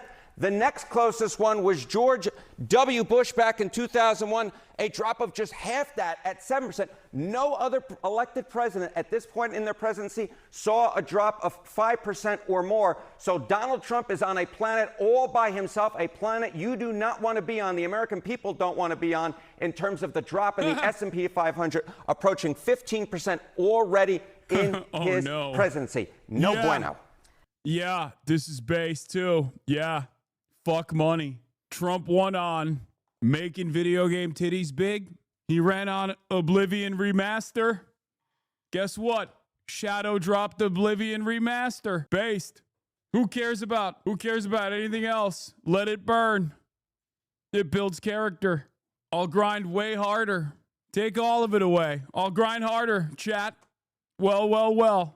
So all of this and the ripple effects from the trade war have a lot of people talking, of course, about a recession coming. Some even saying that we're already in a recession. Where are the numbers on that? Yeah, okay. So, of course, this is the whole question, right? Is what happens on the New York Stock Exchange, what happens in the NASDAQ, what happens in the S&P 500, stay there, or does it then cascade across the economy? And at this particular point, there's a decent chance that it will cascade across the economy. Chance of a recession. You see, I have 4 different little metrics we can look at. JP Morgan, 60%. Polymarket, 57%. Reuters, 45%. Goldman Sachs, 45%. That's a bunch of numbers on your screen, but they're all basically telling the same exact story. That is, on either side of 50%, there's basically a 50-50 chance of a recession at this point. And that is way up from where we were at the beginning of the Trump presidency, when the numbers simply put weren't anywhere near this. The stock market is a reflection of the economic state we're in. The chance of a recession is Why the fuck is there a Polymarket ticker on this, dude? What is going on at this point? How has this become a part of like normal political discourse? Like that's on CNN, dude. God damn, we are such a stupid country. I'm sorry, dude. Holy fuck. I know I'm supposed to be saying it's based, but like every day I find out something new. Another reflection of the state of the economy that we are in. The bottom line is that Trump's tariff wars have taken what was a pretty gosh darn good economy and turned into a very uncertain economy, one in which the stock market has fallen and one in which the chance of a recession has gone up considerably, Kate Baldwin. If there is a recession, how much blame is Donald Trump likely to face? Okay, so this is the whole thing. Is it, am I going to blame the last guy and I'm trying to fix the economy? Or is it we're going to blame this guy, Donald Trump, and the buck actually stops there? This is what the American folks say. If Donald Trump believes that he can somehow escape blame if there is, in fact, a recession, I'm here for a reality check. He will simply put not be able to do so. Blame Trump if there's a recession in the next 12 months. Look at this. A lot or quite a bit. That's the majority winner right there at 52%. A little or not at all, perhaps a little bit high, some might say, at 32%. But still here, the clear majority of Americans say that if, in fact, there is a recession in the next 12 months, which at this point looks about 50-50, the majority of the American public says that the buck will stop at the White House, stop at 1600 Pennsylvania Avenue, and Donald Trump will not, in fact, be able to escape. Yeah, because it's entirely triggered by Donald Trump's ridiculous, like, tariffs regime that he is implementing. It's not like this was, you know, I don't know, the previous administration's actions, unless the argument is that like Joe Biden did mind control or something. Joe Biden did mind control to Donald Trump to make him do the tariff stuff. Yeah, never forget the Hasanabi 30% rule. Blame if there is, in fact, a recession. Harry Anton, thank you very much. Thank you. John Berman. All right, with us now is Canadian businessman, CNBC contributor Kevin O'Leary. He's also the chairman of O'Leary Ventures. Kevin, great to see you this morning. You just saw that stat right there, that more than half of Americans would blame Trump if there is a recession. I know you're sitting in Canada this morning. Would you blame Trump if there were a recession?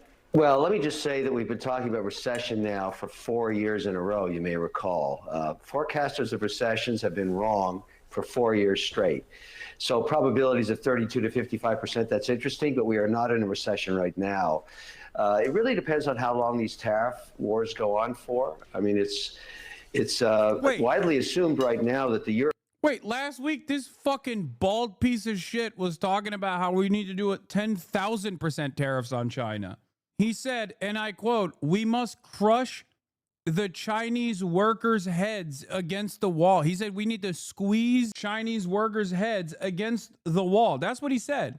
How come now he's like, oh, well, you know, the tariffs regime is, you know, creating an environment of instability. I'm not even joking. That fucking douchebag literally said that. So what happened? He said Donald Trump needs to absolutely eviscerate China, decouple China entirely from global trade. Did he just realize that his portfolio relies heavily on fucking Chinese manufacturing? European bloc, the British, Swiss, Canadian, and Mexican deals, will get resolved in relatively short order.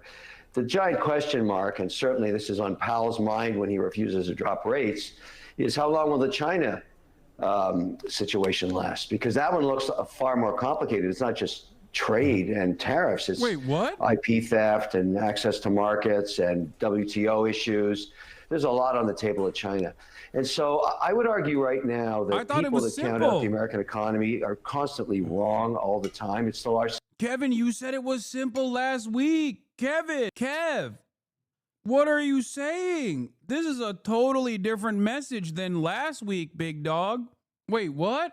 I'm so shocked. He said it wasn't complicated last week. Why is he saying it's complicated this week? He said it's not complicated.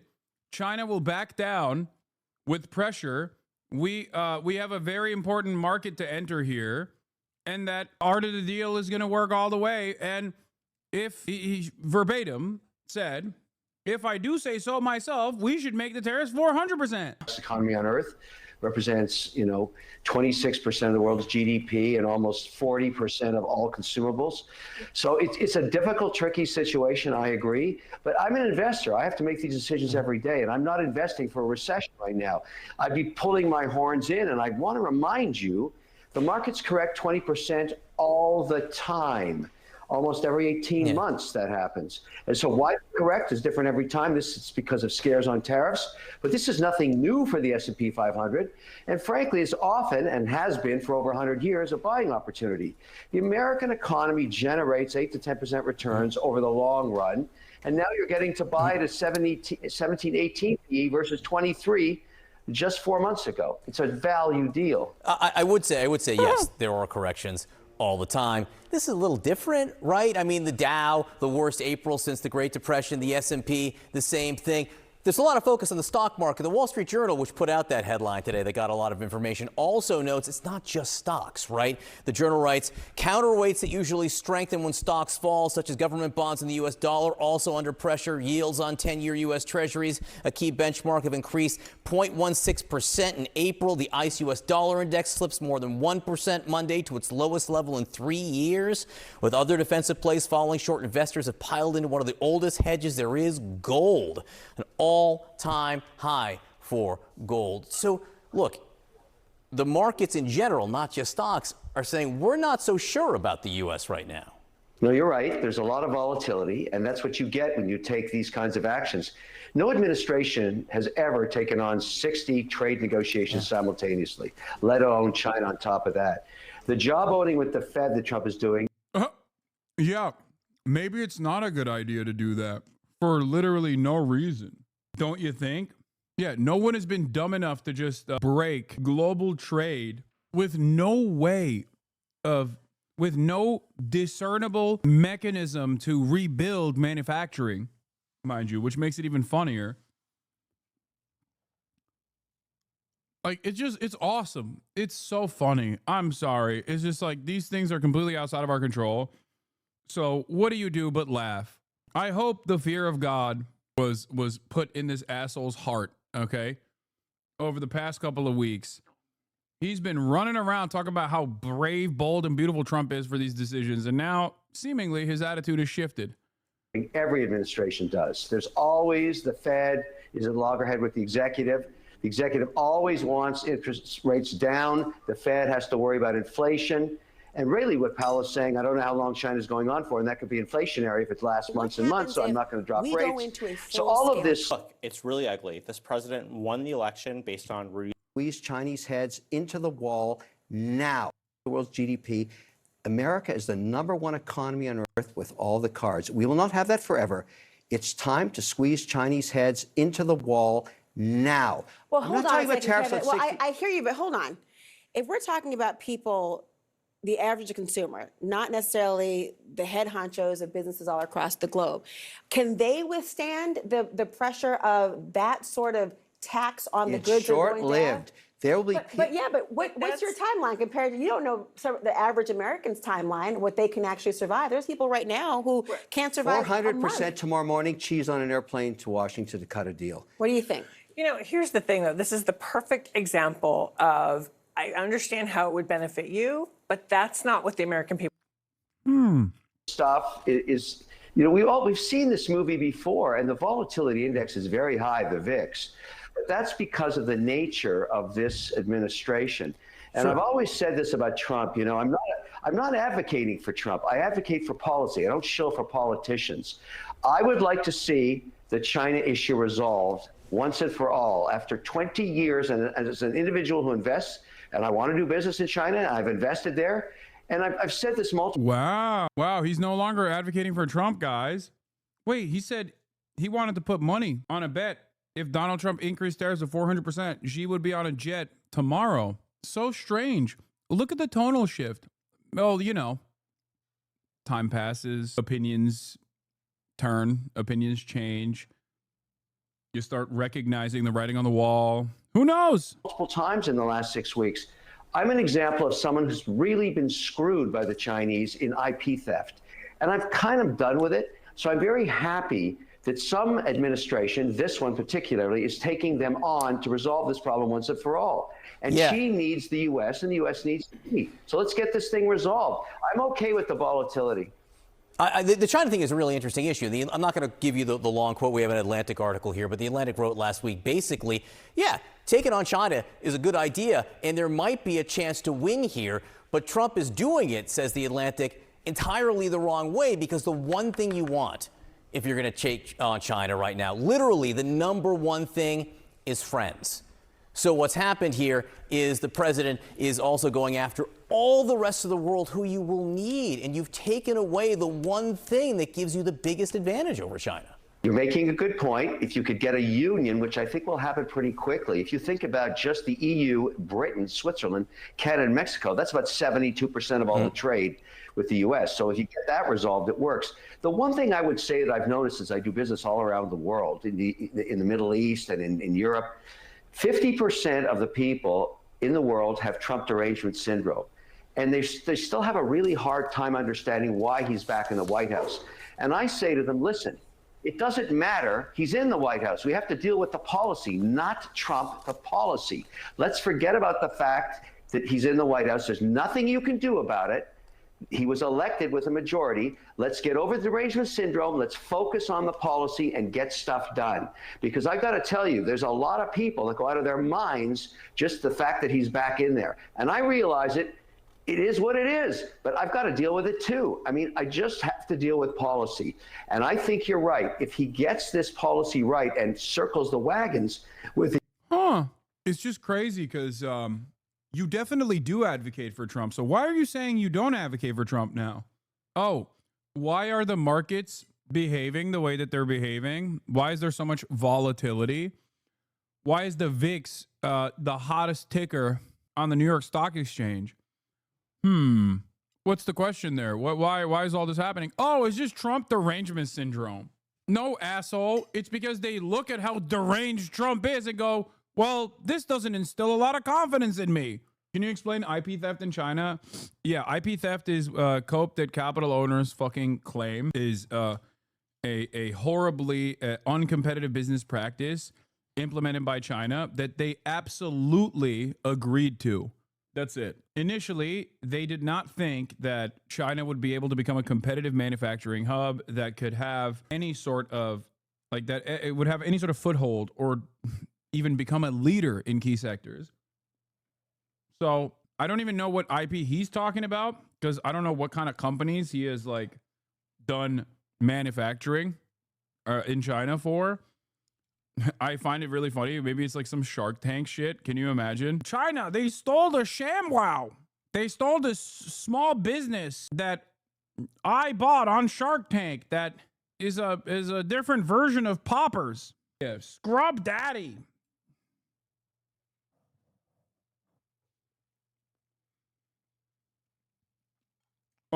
As far as IP theft goes, this was a part of the deal. It's all it is. It's a part of the deal. You want manufacturing China. China gets access to your technology. That's it. That's it. So everybody that's now complaining about that, Kevin O'Leary included, knew that that was the deal and still fucking went along with it because they wanted cheap manufacturing.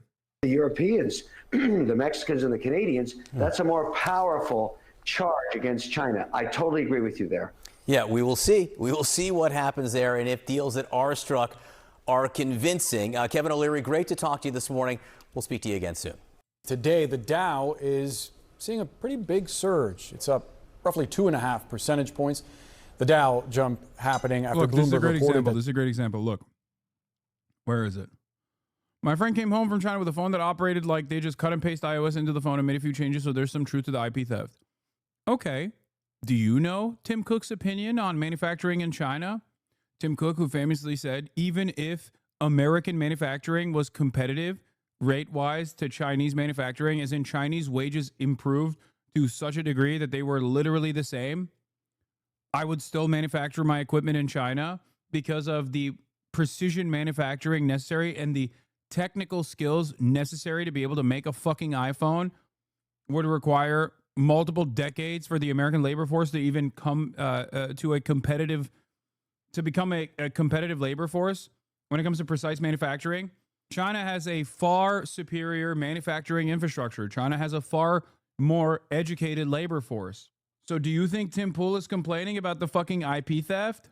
Do you think Tim Pool doesn't know that China engages in IP theft when he says stuff like that? Do you think you know something about IP theft in China that fucking Tim Cook doesn't know? Did I say Tim Pool? I'm sorry. Do you think the man with a vested interest in protecting his IP, the man who has a fiduciary responsibility to constantly fucking improve profit margins, is oblivious to the IP theft that China is engaging in, and therefore that's the reason why he continues manufacturing shit in China? But you, random chatter, who has no fucking purchasing power and are simply a consumer, are running around defending, Apple's, defending a position that the fucking CEO of Apple does not take.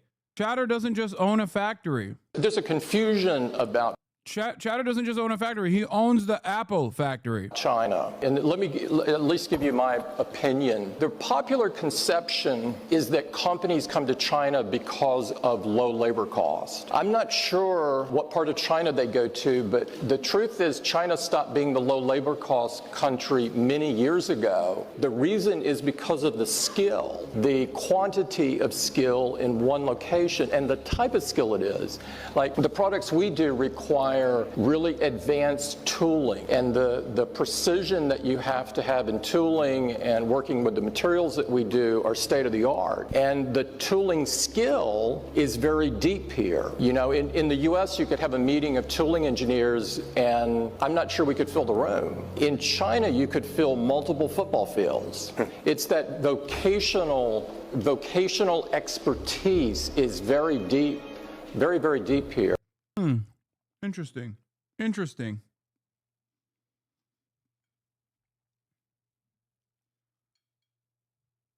It's strange.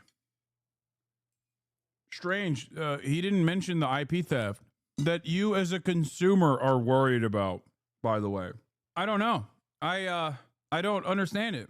What does that chatter know? Because you as a consumer are trying to outflank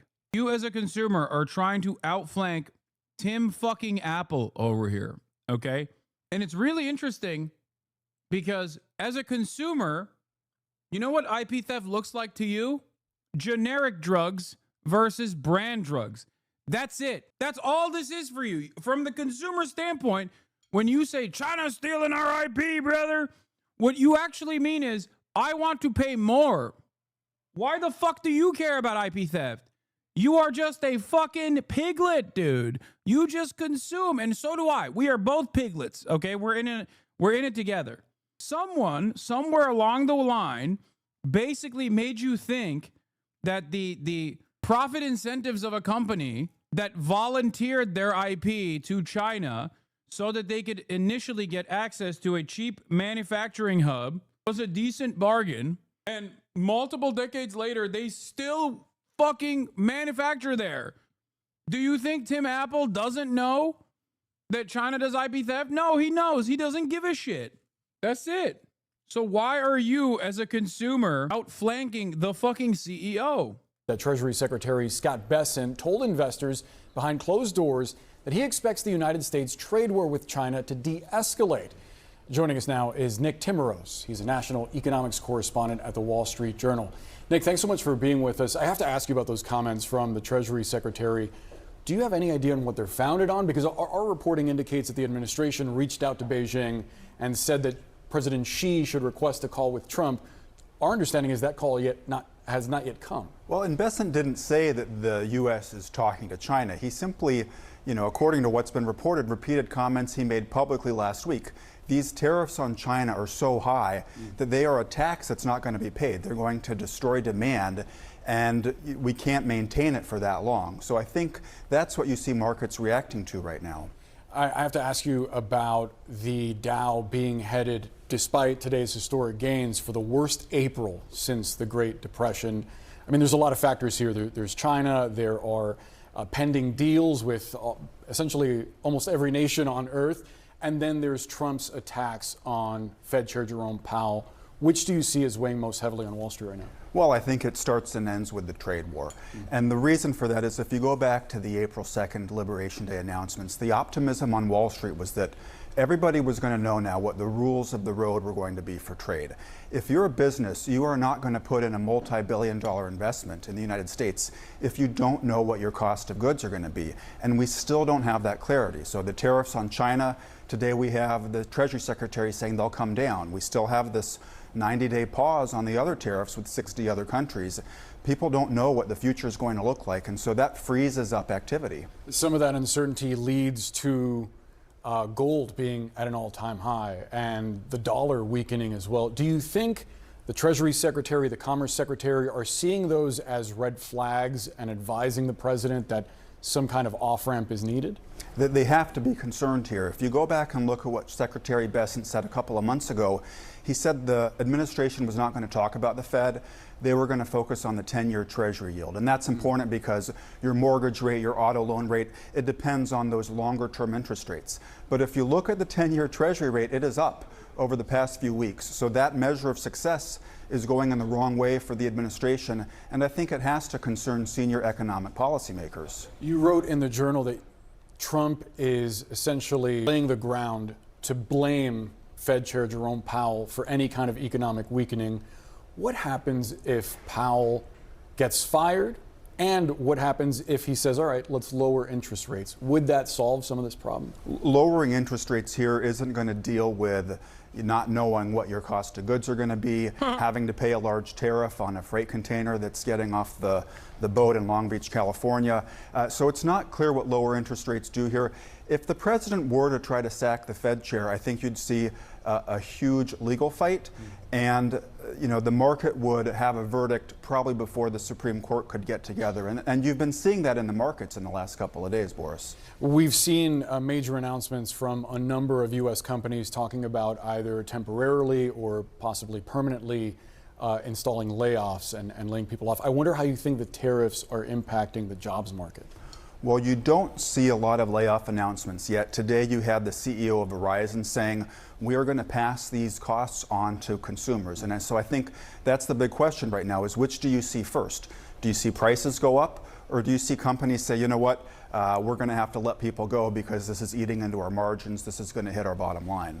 Nick Timiraos of the Wall Street Journal, thank you so much for sharing your perspective with us. Appreciate it. Today, there is a rebound on Wall Street. The markets are up nearly 1,000 points, recovering somewhat after another brutal sell-off to start the week. But it is not all good news for the economy. This morning, another flash. Here, what Tim Cook, Google, and Zuckerberg have to say about China stealing U.S. technology? And I have a question for all four, yes or no answer. Do you believe that the Chinese government steals technology from U.S. companies? Start with Mr. Cook. I don't know of specific cases where we have been stolen from by the government. So you don't believe that the Chinese government's stealing technology from U.S. companies, or you're just saying that not from yours? I'm saying I know of no case on ours where it occurred, which is I can only speak to firsthand knowledge. Mr. Pichai, do you believe that the Chinese government steals technology from United States companies? Apple actually relies on precise manufacturing in China. Facebook is not allowed to compete in China. Facebook is not allowed to enter the Chinese marketplace, and neither is Google. I don't know what they end up saying here, but that's something you need to remember. Congressman, I have no first-hand knowledge of any information stolen from Google in this regard.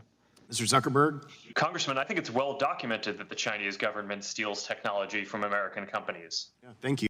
Depending on your level of involvement or level of interest in ever being able to enter the Chinese marketplace, your answer will differ. You. Mr. Bezos, you're on mute. Mr. Bezos, I believe you're on mute. I'm sorry. I have heard many reports of that, and I haven't seen it personally, but I've heard many reports of it.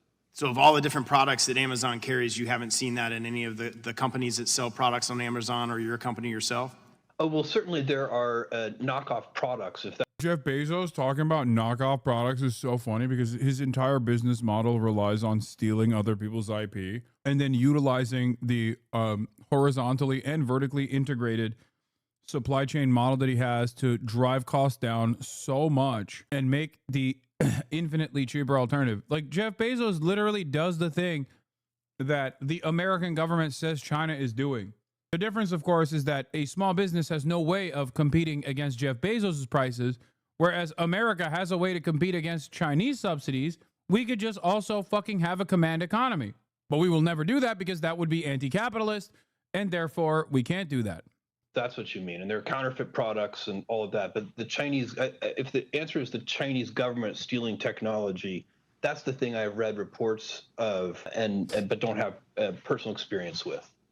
Before I call on the next witness, I want to recognize Mr. Pichai, who I think wants to make a correction for the hearing. The only correction, thanks, Mr. Chairman. There was a question earlier about information with respect to China.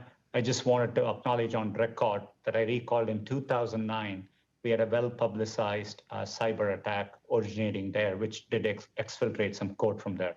I just wanted to correct that on record. Thank you. Thank you, Mr. Pichai. The record will so reflect. I recognize the gentlelady from Pennsylvania for 5 minutes.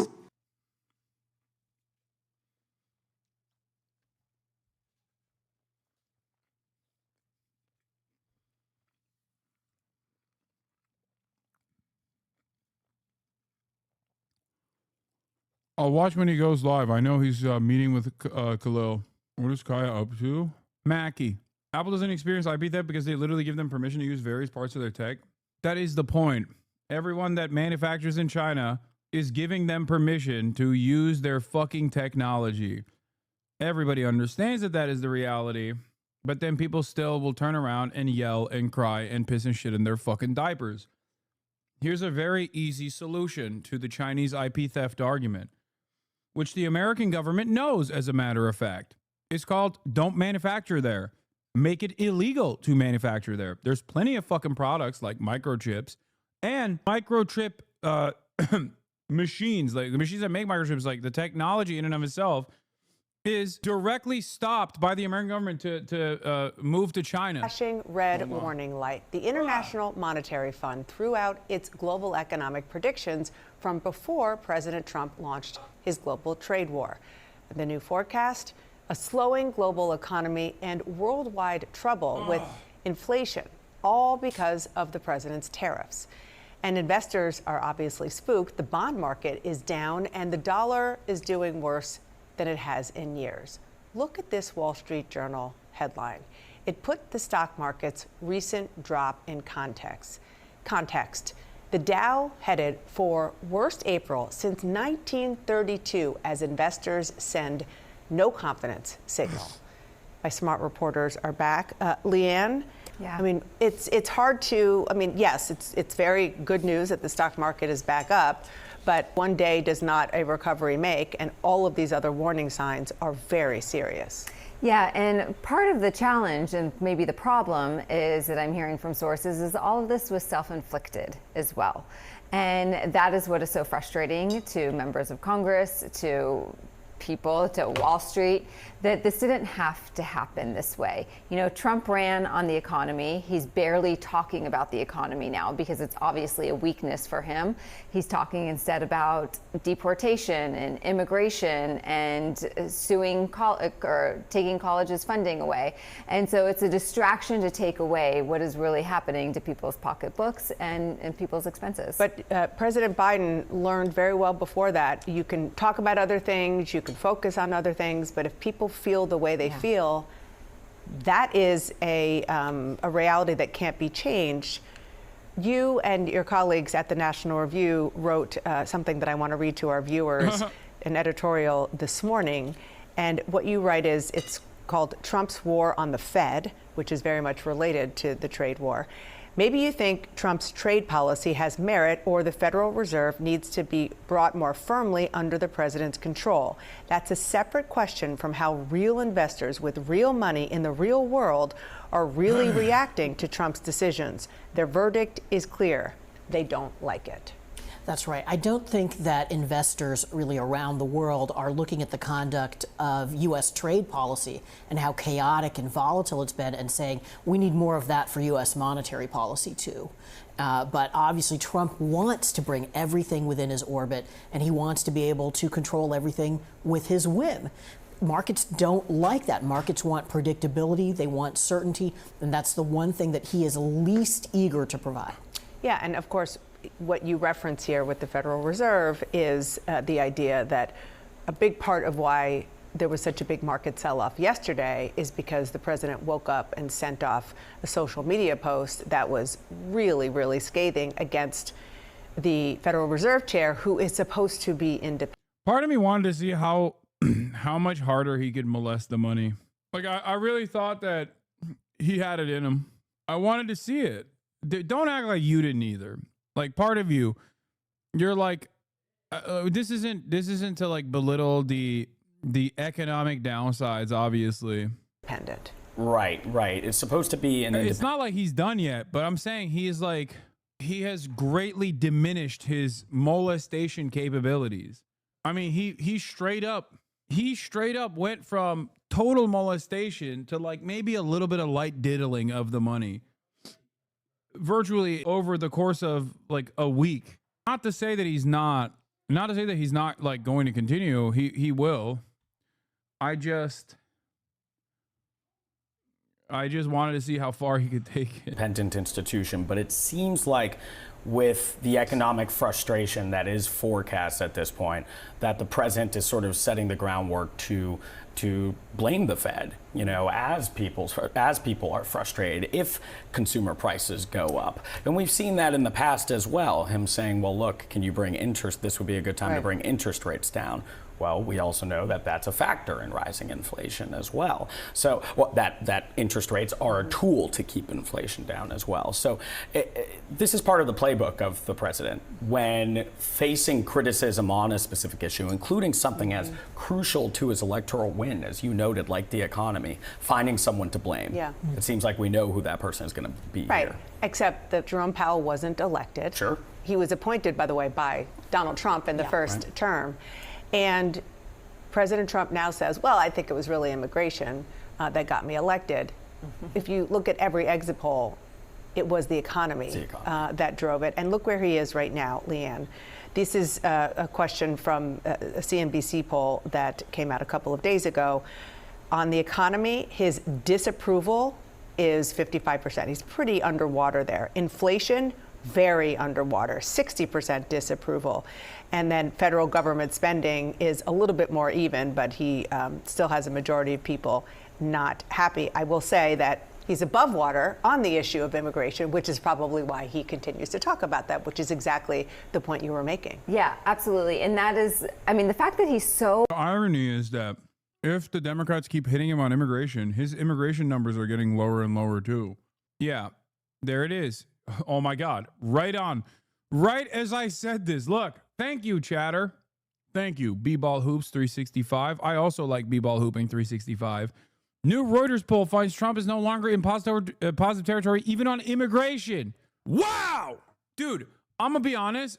I'm not a particularly smart guy, okay? I'm not. I'm not. You don't have to be. You don't have to be a fucking brilliant guy to be able to predict the future. I'm saying super basic shit. I'm saying super basic fucking shit, dude. If Democrats make a big fuss over the depravity of the Trump administration's cruel and unusual white nativist immigration agenda, then the media will cover it more. And when the media will cover it more, people will be more fucking aware of what's going on.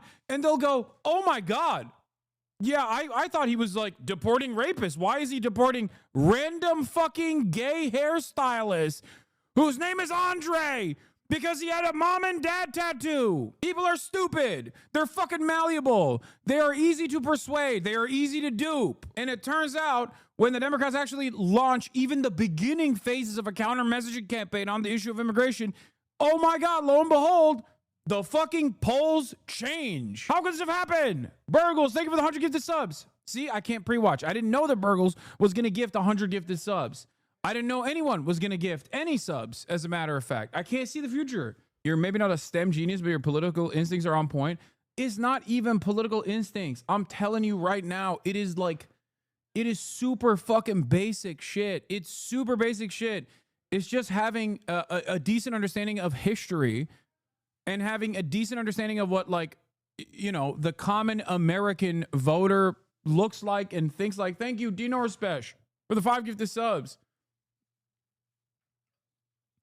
I don't even think it's my poli-sci degree that's working here. There are plenty of people who have not only gotten an undergrad like myself, but beyond that have gotten masters. As a matter of fact, they've maybe studied a little too much. And that's precisely why I don't fucking understand it. My point is, all of this stuff happens because, like, I think in dialectical ways, okay? It is dialectical thinking. I understand that if there's always a push and pull, for example, if there's only push in one direction when it comes to immigration and no pull whatsoever, then yeah, of course people are going to reflect this broader cultural shift. They're going to look at this and go, okay, well, I guess, yeah, immigrants are rapists, bloodthirsty murderers, and parasitic, or whatever the fuck, because no one else is saying the opposite on the other side. You would be a great actuary. It's like basically predicting the future, but with math. I would not, because I haven't done any math in years, and I hated it, even though I was decent at it in comparison to the average American. Anyway, my point is, you can be a common sense thinker and be able to comprehend what has happened thus far and potentially talk about what will happen in the future. Okay, they failed in this live stream, it seems. This is why people like Senator Markey need me on their side. If I knew that Ed Markey was going to the detention facility, I would have gone with him and I would have live streamed the whole thing. And that is for all the staffers that are in this chat. And I know a lot of you motherfuckers are in here right now. Let your senators know. I will go with them. If anyone wants to go to Louisiana, I will fly out on my own, obviously. I will fucking stream your senator. I will talk to your senator. I will do it all, okay? I've said it, or I've tweeted about this earlier today. I will give all full-blown support. I am not a man who is capable of creating super PACs and funding people's campaigns like that. But I do have one thing. I have a community of like-minded thinkers who are very progressive, who will go out and will door knock, who will go out and will show support to Democratic Party politicians. I also have a decent understanding of what makes the news. So I will use that to your advantage. I will use that to your advantage if you do the right thing. Okay? I will fucking fly out to Louisiana. If you want me to fucking stream it, I will do it. Senator Ed Markey, I would have done that. Okay? Yeah, I said, I will defend and extend a platform to any politician who speaks out against the unjustifiable detainment of pro-Palestinian student activists, as will many Americans. My point was, if someone can go to fucking El Salvador and make waves like this, then they can absolutely go to Louisiana. That's it. Damn, this guy's good.